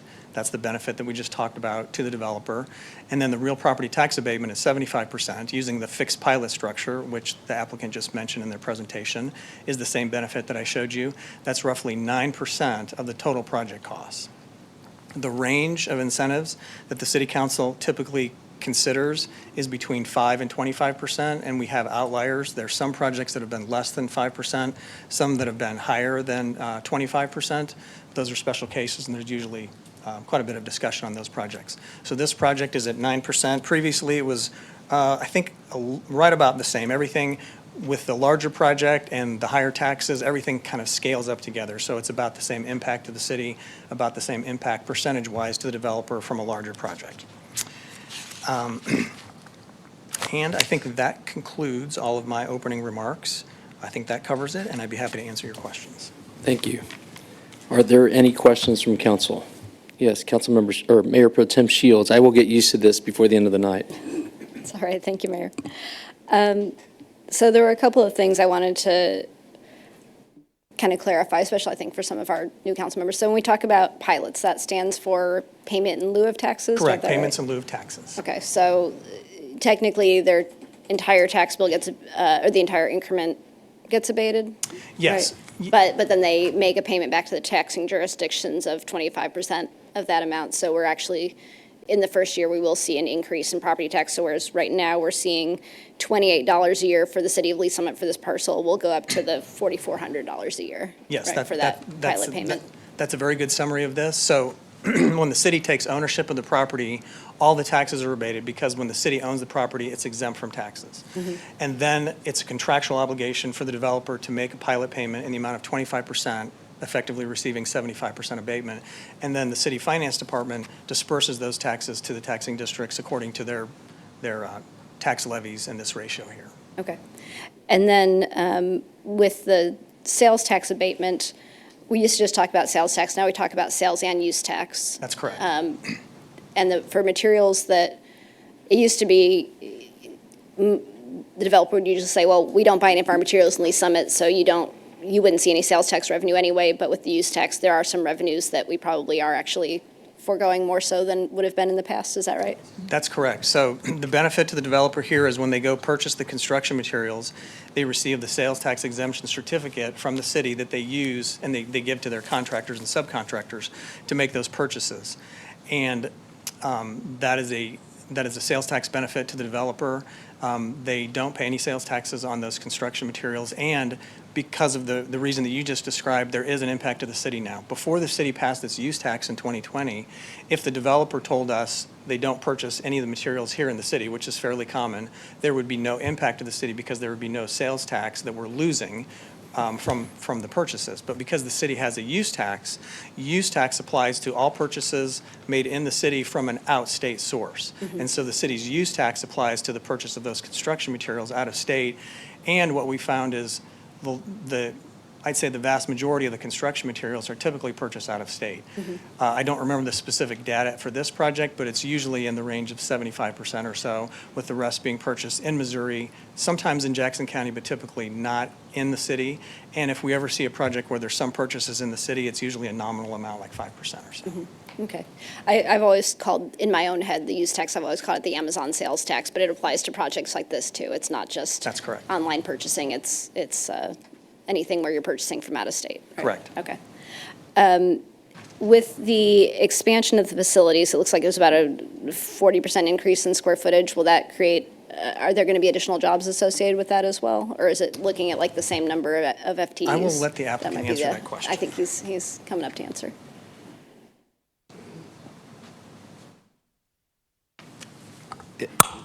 Naturally, I think we modeled 7 to 11 new jobs at the 50,000 square foot facility.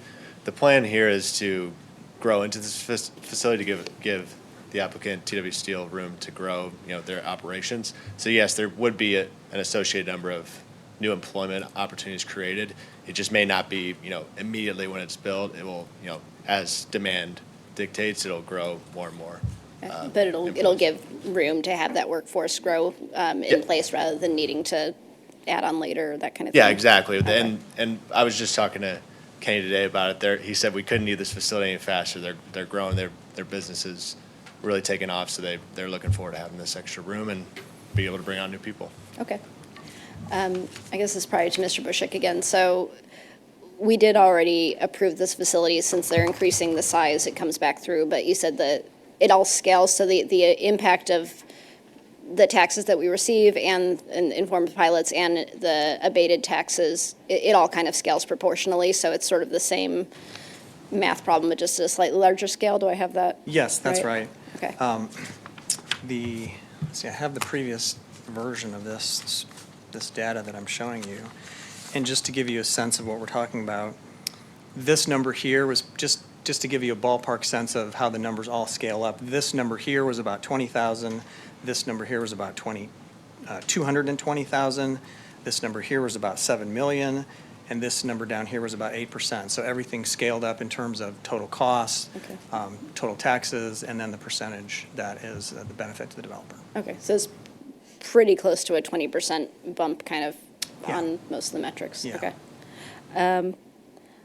But the previous council had already kind of confirmed that this met all of our strategic goals for economic development and all that kind of thing. This is, I wouldn't call it a tweak, but it's a kind of a relatively minor change of what was proposed before that was already been And that's what I approved. wanted to point out to you, that this is, some of the projects, some of the economic development incentives are very heavy lifting and they're complicated, and this one, it's an amendment to a plan that the city council's previously approved. Okay. I think those are all of my questions. Thank you, Mr. Bushek. Thank you, Mayor. Great, thank you. Councilmember Frazier. I think Mayor Pro Tem Shields took my questions, but that's okay. I just want to clarify. One, do you have estimates on the jobs? You said 7 to 10 or so, starting out. Do you have detail or estimates on, what the average, pay rate or that sort of thing would be for those? And following that, regarding jobs, I would assume, and let me know if I'm incorrect, that there would be what I would consider temporary jobs from a workforce standpoint, in the build or at the construction phase, correct? Correct, yeah. Okay.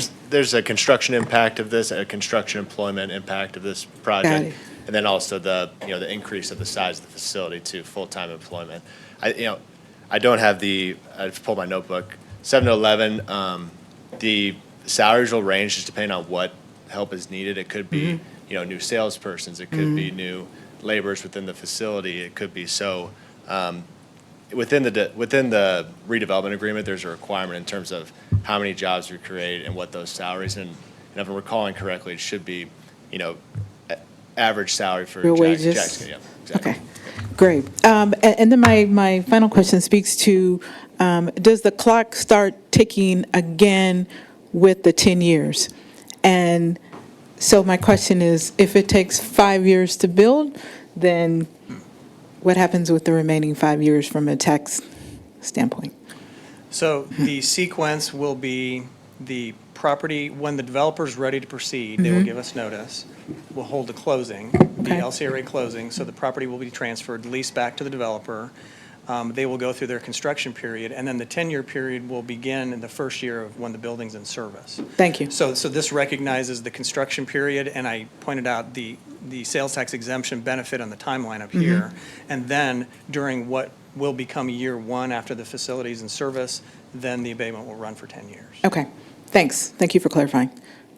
Thank you. Councilmember Funk. Thank you, Mayor.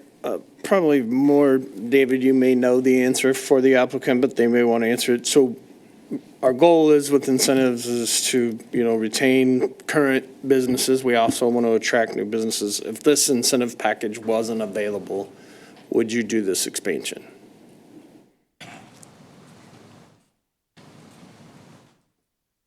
I guess the second part of that question is, would you look somewhere else where there was an incentive package to do the project? So yeah, at the onset of this project discussion, we had talked with staff and Kenny and I had talked about, they were evaluating different sites for this project in terms of the expansion. So we've been through a LCRA plan approval, went to city council, got an approval, and then went and got an amended LCRA plan recommended for approval. So we felt comfortable enough that this is our site, we're moving forward. So at the onset, that was true. We are now, we're proceeding with this site. But at the beginning, you were saying if this incentive package wasn't available to you guys, you would probably look elsewhere outside of Lee's. Correct. Okay. Thank you. Thank you, Mayor. Thank you. Councilmember Atkins. Mr. Bushek, I'm not on the screen before. Can you tell me one more time the difference between the previous pilot amount versus now? Sure. The previous pilot amount in the first year was projected to be around 20,700, and then over 10 years, 220,000, rounding. Okay, so it was 20,000, and then now it's 25,000 per year. Correct. So it went up $5,000. So because of their expansion, we're going to receive 5,000 more per year than we would have. Right, the taxes on the property will be 5,000 more because, like I said, everything scales up, bigger project, more investment, more value added to the property, higher taxes. And so the first year, taxes are projected to be 25,000, and the city's portion is highlighted in green. Okay.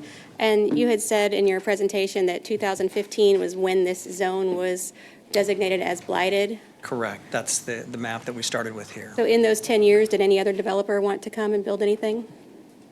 Well, these other projects here, the Mar Building Solutions and the K&R Wholesale, those were incentivized projects also. So, oh, and HD Solutions, yes. Up top here, this property up here. But not on this spot where T&W Steel is? I'm sorry, what's that? Not on this location, though. This location went empty for 10 years, like where they're, Yes. yeah, okay. Great, okay. So since they're coming, we're going to have revenue, 25,000 a year, and then hundreds of thousands a year. Right, right. After the tax abatement period ends, then it's back on the tax rolls, and then the property will pay full taxes. Okay, thank you, I appreciate it. Thank you. Any other questions? Not, is there anyone who wishes to speak in support of this application? Mayor, Yes. I just had one question to see if there were any exhibits that needed to be entered. Oh. Yes, Newbie. thank you. I would like to, I always forget that. And I even have a card here that reminds me to exhibits.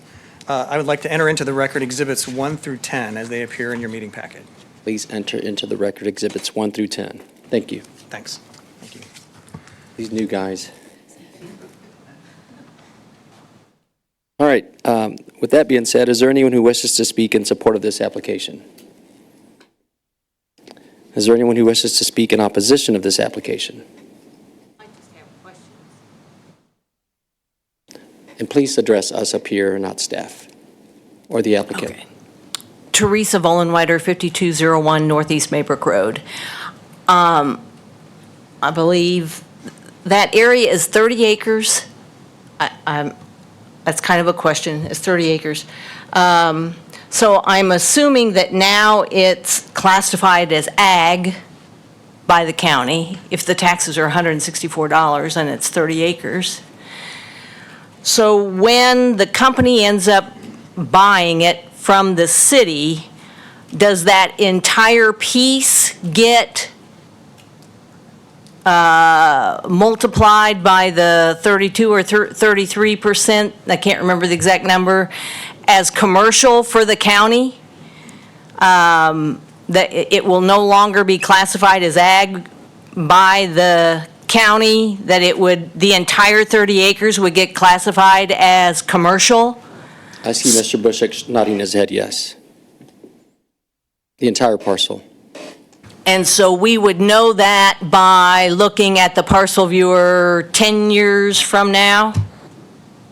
I would assume so, yes. Okay. Okay. Any other questions from council? No? Then, council member, or Mayor Pro Tem Shields, please.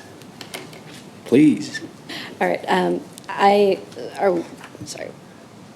Oh, no, not yet. Yeah, so if there are no other questions or comments, I will now close the public hearing and reopen the regular session. Are there any additional council comments? Seeing none, now, Mayor Pro Tem Shields. Sorry, I did chime in for comment. I pushed my button. Oh, go ahead. I didn't see it. Before moving on to ordinances, I just want to say thank you to the applicant for investing in Lease Summit. And I know we can ask questions up here sometimes like, well, why are you coming back? Why didn't you figure this out the first time? But I love to see a plan get better. I'd love to see a facility get bigger and create more jobs and more investment in our community. So I'll be happy to support this, and I appreciate you guys working through this process. And I know it's a lot of steps to go through the LCRA board again and come back to public hearing again, but thank you for investing in Lee Summit. And Great point. I'll go ahead and echo that comment. And we say this a lot through the years that for our city to grow, it's not just recruiting new businesses, but it's retention of good businesses. And thank you all for continuing to want to invest in Lee Summit. So thank you. That being said, Mayor Pro Tem Shields. Oh, Councilmember Frazier, you snuck in there. I did. I just also like to add that it's also the retention of the workforce that's important as well. Not only the 31 that you identify, but the potential that you're going to have or bring back to the city. Thank you. Is that it? Okay. Mayor Pro Tem. Okay. I move for second reading of Bill number 26-084, an ordinance approving the amended 1601 Southeast Hamblen Road LLC Land Clearance for Redevelopment Authority LCRA Redevelopment Plan. Thank you. We have a motion by Mayor Pro Tem Shields and Councilmember Pryor. Is there any discussion? Hearing none, please cast your vote. Please record the vote. Passes 9-0. Thank you. This bill now moves to second reading unanimously. Thank you. All right. We have one more. Yeah, please, the next one. Okay. I move for second reading of Bill number 26-085, an ordinance approving the redevelopment contract and the lease agreement between the City of Lee Summit, Missouri and 1601 Southeast Hamblen Road LLC to implement the amended 1601 Southeast Hamblen Road LLC Land Clearance for Redevelopment Authority Redevelopment Plan. Thank you. We have a motion from Mayor Pro Tem Shields and a second from Councilmember Carlisle. Is there any discussion? Yes. I just had a procedural question. So will this be one where we read this tonight, but it'll be quite a while before it comes back for second reading, or would this be something that we would second read next week? Like, does this wait until they're ready to actually effectuate the lease agreement for us to do a second reading? Next week will be second reading. Yeah. Okay, thanks. Thank you, Mayor. Thank you. Good question. Seeing no more discussion or questions, please cast your vote.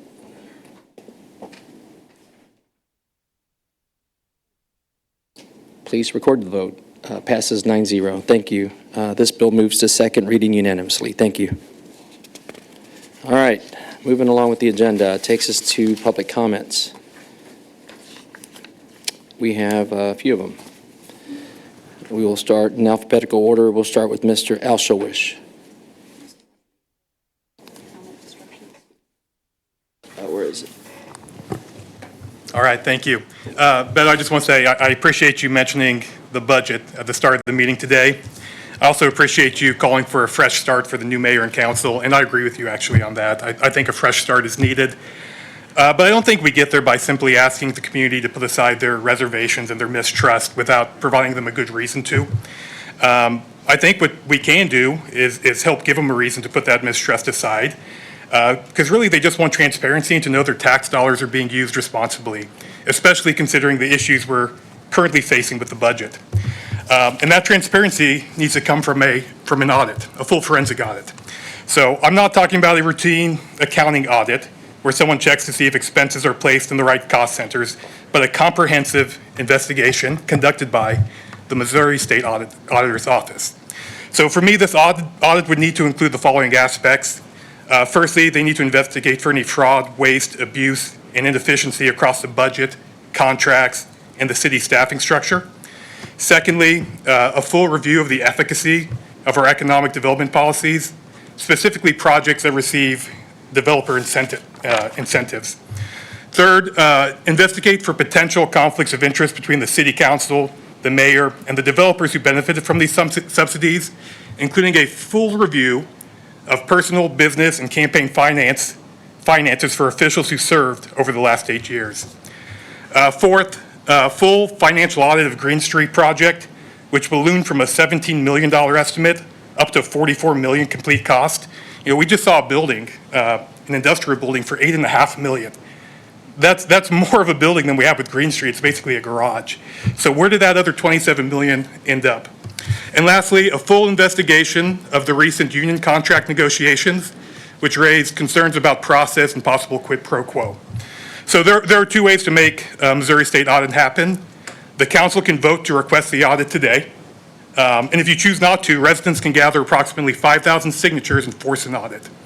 So, Mr. Lopez, you've repeatedly stated that you operate with the highest standards of ethics and transparency. So I want to give you this opportunity to live up to those words. You know, a clean audit would clear any concerns, and it would serve to restore public trust in our institutions. So I'm asking the council to vote on this today. If you decide to decline to vote, I will begin immediately working with the community to gather the necessary signatures to force an audit. Thank you. Thank you. The only thing I will say is I have complete and utmost confidence in the process, that the public process that we go through, having been here the last 8 years. Audits are relevant and are pertinent, and have complete trust in our staff that the information they provide to any one of our committees, especially the entire body of elected people, is true and accurate.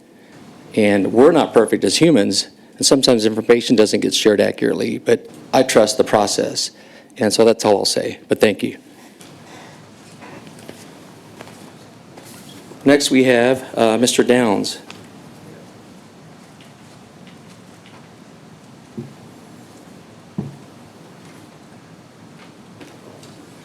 Yes, my name is Ken Downs. I live at 3905 Channel Drive in the edge of Lakewood. And Lakewood currently has a construction project going on. I believe they're installing fiber optic cable, AT&T fiber optic cable, I believe. The utilities are being marked by these wire markers to show where the existing utilities are, so presumably they're not damaged, and I'm sure that's an important, necessary thing. But they're installed on these wires. All of these that I'm holding my hand, with the exception of two, I picked up out of the street in 2 days of walking. All these came out of the street in 2 days of walking. Some of them are in pieces, some of them are apparently been ran over by cars numerous times, some of them have been apparently chopped up by lawnmowers. The thought of this wire coming out of a power lawnmower terrifies me. There's playgrounds in that area, there's swimming pools in that area. This is an unsafe product to mark utilities. I'm sure they need to mark the existing utilities. We don't want them damaged. Wire to be hit by lawnmowers and wire to get into the streets and flattening tires. Presumably there's hundreds if not thousands of cities like ours in the United States. Surely the utility companies have come up with a better product to mark these utilities than this, which is unsafe. I would think we need to contact the utility companies and say, what else can you guys mark these existing utilities with? Something that comes out of a power lawnmower won't do horrible damage to a human being. Or maybe we can have them picked up after these projects are over. They're never picked up. I've walked in that community for years, and they put them out, but nobody ever picks them up. So anyway, it's a safety issue. I think it's a big safety issue. And hopefully the utility companies can come up with an answer. Maybe these little signs on a wood dowel pin instead of metal would have to be safer, and that would work just as well. Anyway, I hope somebody can look into it, and I hope somebody can come up with an answer that won't cost a nickel more than what they're currently doing. And that's all I have, unless you guys have questions for me. Thank you. Yes. Mr. Downs, thank you. I know you had emailed me about this, and I forwarded it to Mr. Dunning, and he did give a response, but I had a question, so I didn't forward it on yet because I was going to track down the second question. Mr. Dunning, can you explain what you had said in the email about how he should proceed? Because I wanted to get to his action item, like what he could actually do at the end. If you could explain how we are related to it versus how the utilities are related to it. Well, so locate flags, any locate markings, right, are required as part of certain underground work, other types of work that could impact utilities and things of that nature, or work within our right-of-way. And so those markings the locates are called in by a number of folks, right? It could be the city, it could be contractors, it could be the property owner, and that is a requirement, one call, right, to locate utilities. They may mark those differently. Some of them, as you see here, use those types of locate flags. Some of them may use paint. But knowing the season that we're in and whatever that project may entail, there's different ways that the locates may be marked. And so that's part of what we're up against. What we're also up against is whose responsibility is it to remove those locate flags once the work's complete. That could either be the contractor, it could be the city, it could be the property owner. So it's a myriad of responsibilities in this space. Knowing that, yes, when those flags go in, people still need to mow. There are different ways that folks could still keep the locate flag where it's at, remove it, mow it, paint it, put it back. It's really, really tough to pin this down as to who's responsible and what other options exist. With regard to the materials, I don't know if there's other options out there. I would assume so, but us being able to dictate that on utility companies, I'd have to look into. Okay. Do you have any recommendations to mitigate the risk? Do we call and ask them to do something, or you just think it's impossible? It's challenging. It reminds me a little bit of littering, right? You got to catch them in the act, right? And so if folks are removing these flags, if contractors who may be mowing this area or just mowing over these, it warrants a discussion. I don't know whether we could do anything about it other than just have a discussion with them and help them understand what they're doing is not safe, and there's a reason those flags are there. Thank you. Appreciate that. Thank you. I'm going to use your trash can. Councilmember Rader, question. Thank you. So would this fall in line with like a city ordinance or a cleanup sort of ordinance that we have that we require utility companies to pick up, come back and pick up? I mean, it's just kind of like, if you think about, we have requirements for all kinds of things, codes, whatever, to take care of issues for, I mean, I don't know, cleanup of cones or something like that. Do we have anything like that, Mr. Dunning, that would fall into, or maybe this is something that we need to look further into as to how we could do something? I mean, it is rather annoying when they're there for months and months and months and nobody does anything about them. I mean, they should have some responsibility to do something about that. My initial thoughts on that, if it's a city-related project, right, we do have control over that, right? We reestablish, once the construction's complete, clean up the job site, final completion, that's a part of the process. If it's typically within our right-of-way, too, that would apply there, too. But when there are instances where utilities on private property are being located, we don't know may not know who's doing what work, that would be tougher to track down. Not all of that work that may require locates would trigger building permits and things of that nature. That's where the challenge may lie. So codes wouldn't be able to, I mean, I see where you're going with it, where it would be complicated to determine fault. Responsibility, overall responsibility. Or fault, yeah. But I think that's something that we probably ought to delve into a little bit more, because it is pretty prevalent throughout our city. So, thank you. Mm-hmm. Mr. Dunning, I know we're trying different things, first-time things tonight, so don't mean to put you on the spot. I think what would be best is maybe if Councilmember Atkins did send you an email, perhaps you and staff can just respond to that email. If you do more thorough, background check on all that. And I will. I'll talk to you about it afterwards. You did respond, and then I had another question, so I'll circle back with you. Yep. And send it to all of us. Happy to. Okay, thank you. Appreciate that. Good questions. All right, we have one more public comment individual, Ms. Teresa Vollenweider.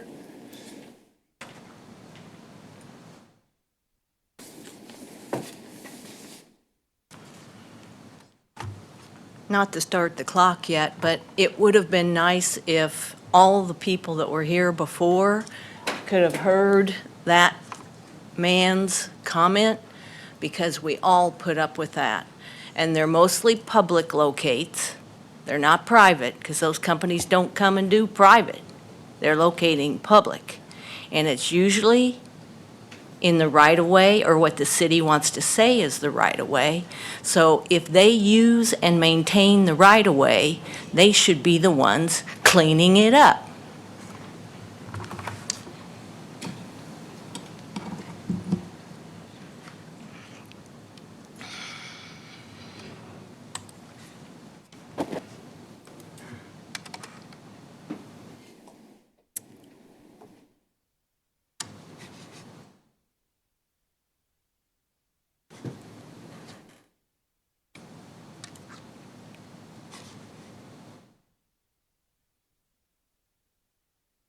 No.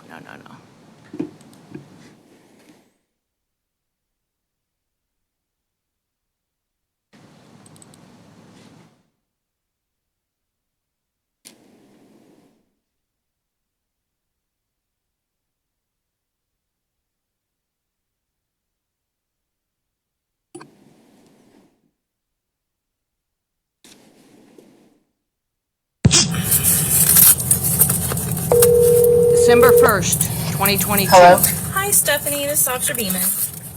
Hi. Hi. So she's doing it again, huh?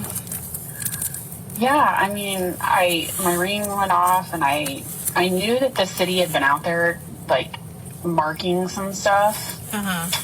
And so then I see her, you know, she tied up her dogs, and then and it's like, she's literally stepping on the corner of the driveway. And I'm like, why? Okay. Do you know about what time it was?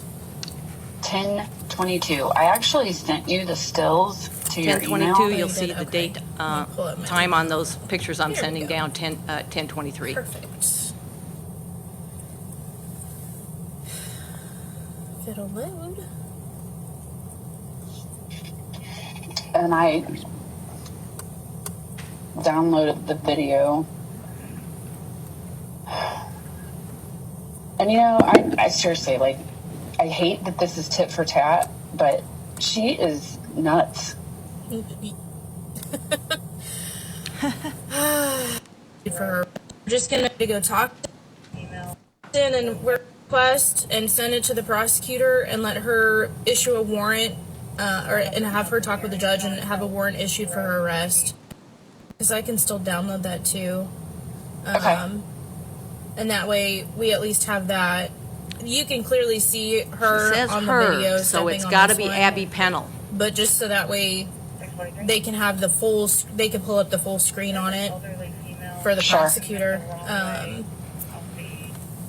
And I've already talked with my captain, and we're kind of the same mindset that we're not even going to try to go talk to her. We're just going to do a warrant request and send it to the prosecutor and let her issue a warrant, and have her talk with the judge and have a warrant issued for her arrest. And the judge. And go that route, because I'm sure if we try to go up there and talk Thank to you. her, it's gonna. In this case, we're talking about nearly 9 days after Officer Eisberg had his conversation with Stephanie Mullins about the road and the driveway. All right, thank you, Ms. Vollenweider. I think it's important to also mention, since we have a few new council people that may not know, have not witnessed or experienced you speaking week in, week out, the city just cannot comment on pending litigation matters. So we will not address your comments. Well, this isn't the And I really litigation matter. don't want to argue with you. It's just, I want to be respectful. Yeah, but this isn't the litigation matter.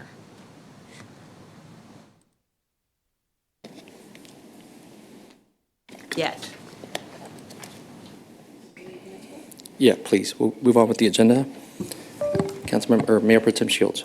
Thank you, Mayor. I move for second reading of Bill Number 26-086, an ordinance approving a sole source agreement in the form of purchase orders between the City of Lee Summit and United Systems and Software, Inc. for the purchase of encoder, receiver, transmitter units for radio read meters for an annual amount not to exceed $150,000, and authorizing the city manager to execute the same by and on behalf of the city. Thank you. We have a motion to advance a second reading by Mayor Pro Tem Shields and a second by Councilmember Funk. Any discussion? If not, please cast your vote.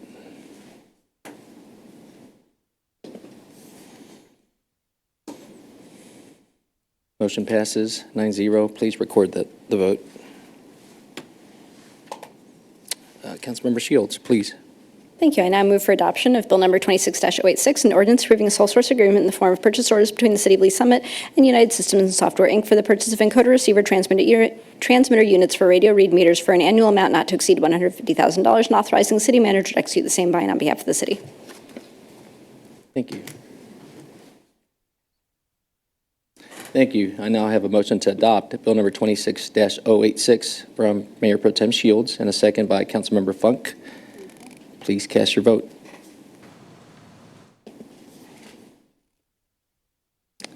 Vote is in. Passes 9-0. Please record the vote. Thank you. Councilmember Shields, please. Thank you. I move for second reading of Bill Number 26-087, an ordinance authorizing the execution of all necessary intergovernmental agreements between the City of Lee Summit, Missouri, and the Missouri Department of Social Services, including its MO HealthNet Division, to permit the city to participate in the Supplemental Managed Care Organization, MCO, Grand Emergency Medical Transport Uncompensated Cost Reimbursement Program. Thank you. We have a motion for second reading by Mayor Pro Tem Shields and a second by Councilmember Funk. Please cast your vote. All votes are in. Motion passes 9-0. Please record the vote. Yes. Okay. Mayor Pro Tem. Yep. I now move for adoption of Bill Number 26-087, an ordinance authorizing the execution of all necessary intergovernmental agreements between the City of Lee Summit, Missouri, and the Missouri Department of Social Services, including its MO HealthNet Division, to permit the city to participate in the Supplemental Managed Care Organization, MCO, Grand Emergency Medical Transport Uncompensated Cost Reimbursement Program. Thank you. Now I have a motion to adopt Bill Number 26-087 by Mayor Pro Tem Shields and a second by Councilmember Atkins. Please cast your vote. All votes are in. Motion passes 9-0. Please record the vote. All right. Takes us to proposed ordinances, first reading. Mayor Pro Tem. Thank you. I move for second reading of Bill Number 26-088, 088, an ordinance approving documents related to the second transfer of property within the Blue Parkway and Colburn Road redevelopment area to St. Luke's East Hospital and authorizing other actions in connection with said transfer of property. Thank you. We have a motion to advance a second reading by Mayor Pro Tem Shield and a second by Councilmember Carlisle, Bill Number 26-088. Any questions or discussions? If not, please cast your vote. All votes are in. Motion passes 9-0. Please record the vote. Thank you. Takes us to Bill Number 26-089. Mayor Pro Tem. Thank you. I move for second reading of Bill Number 26-089, an ordinance accepting final plat entitled Lakewood Business Park, Lot 47, as a subdivision to the City of Lee Summit, Missouri. Thank you. We have a motion to advance a second reading, Bill Number 26-089. Do we have any questions or comments? If not, please cast your vote. All votes are in. Motion passes 9-0. Please record the vote. Thank you. All right. So that takes us to committee reports. Mayor Pro Tem Shields. Thank you, Mayor. Finance and Budget Committee met yesterday. We had a really informative presentation about our budget. For anyone who wasn't able to attend that meeting, I definitely recommend that you take time to watch it and look through the presentation. We walked through several different scenarios of how to address what had started off as a $13 million budget gap. We looked at a scenario that involved just cutting straight to 2025 nominal spending levels. We looked at one that did that but restored public safety personnel, and then one that did a hiring freeze rather than making immediate cuts. After discussion, the committee recommended to proceed with the scenario C, which involved the hiring freeze, and that has already been implemented, a freeze on hiring effective. Is that immediately, Mr. Dunning? I've already had communications, but it's effective tomorrow, Okay. yes. Okay, so the city is already beginning to implement that plan, but a more fully developed version of that budget will come to our special finance and budget committee meeting on May 18th, and then will eventually come to the full council as part of a public hearing process. So just wanted to make sure everybody understood what was going on. I'm really appreciative of staff for the work that they did on that, the committee for the work they did on that as well, including Councilmember Carlisle, who joined us as a pinch hitter on that committee.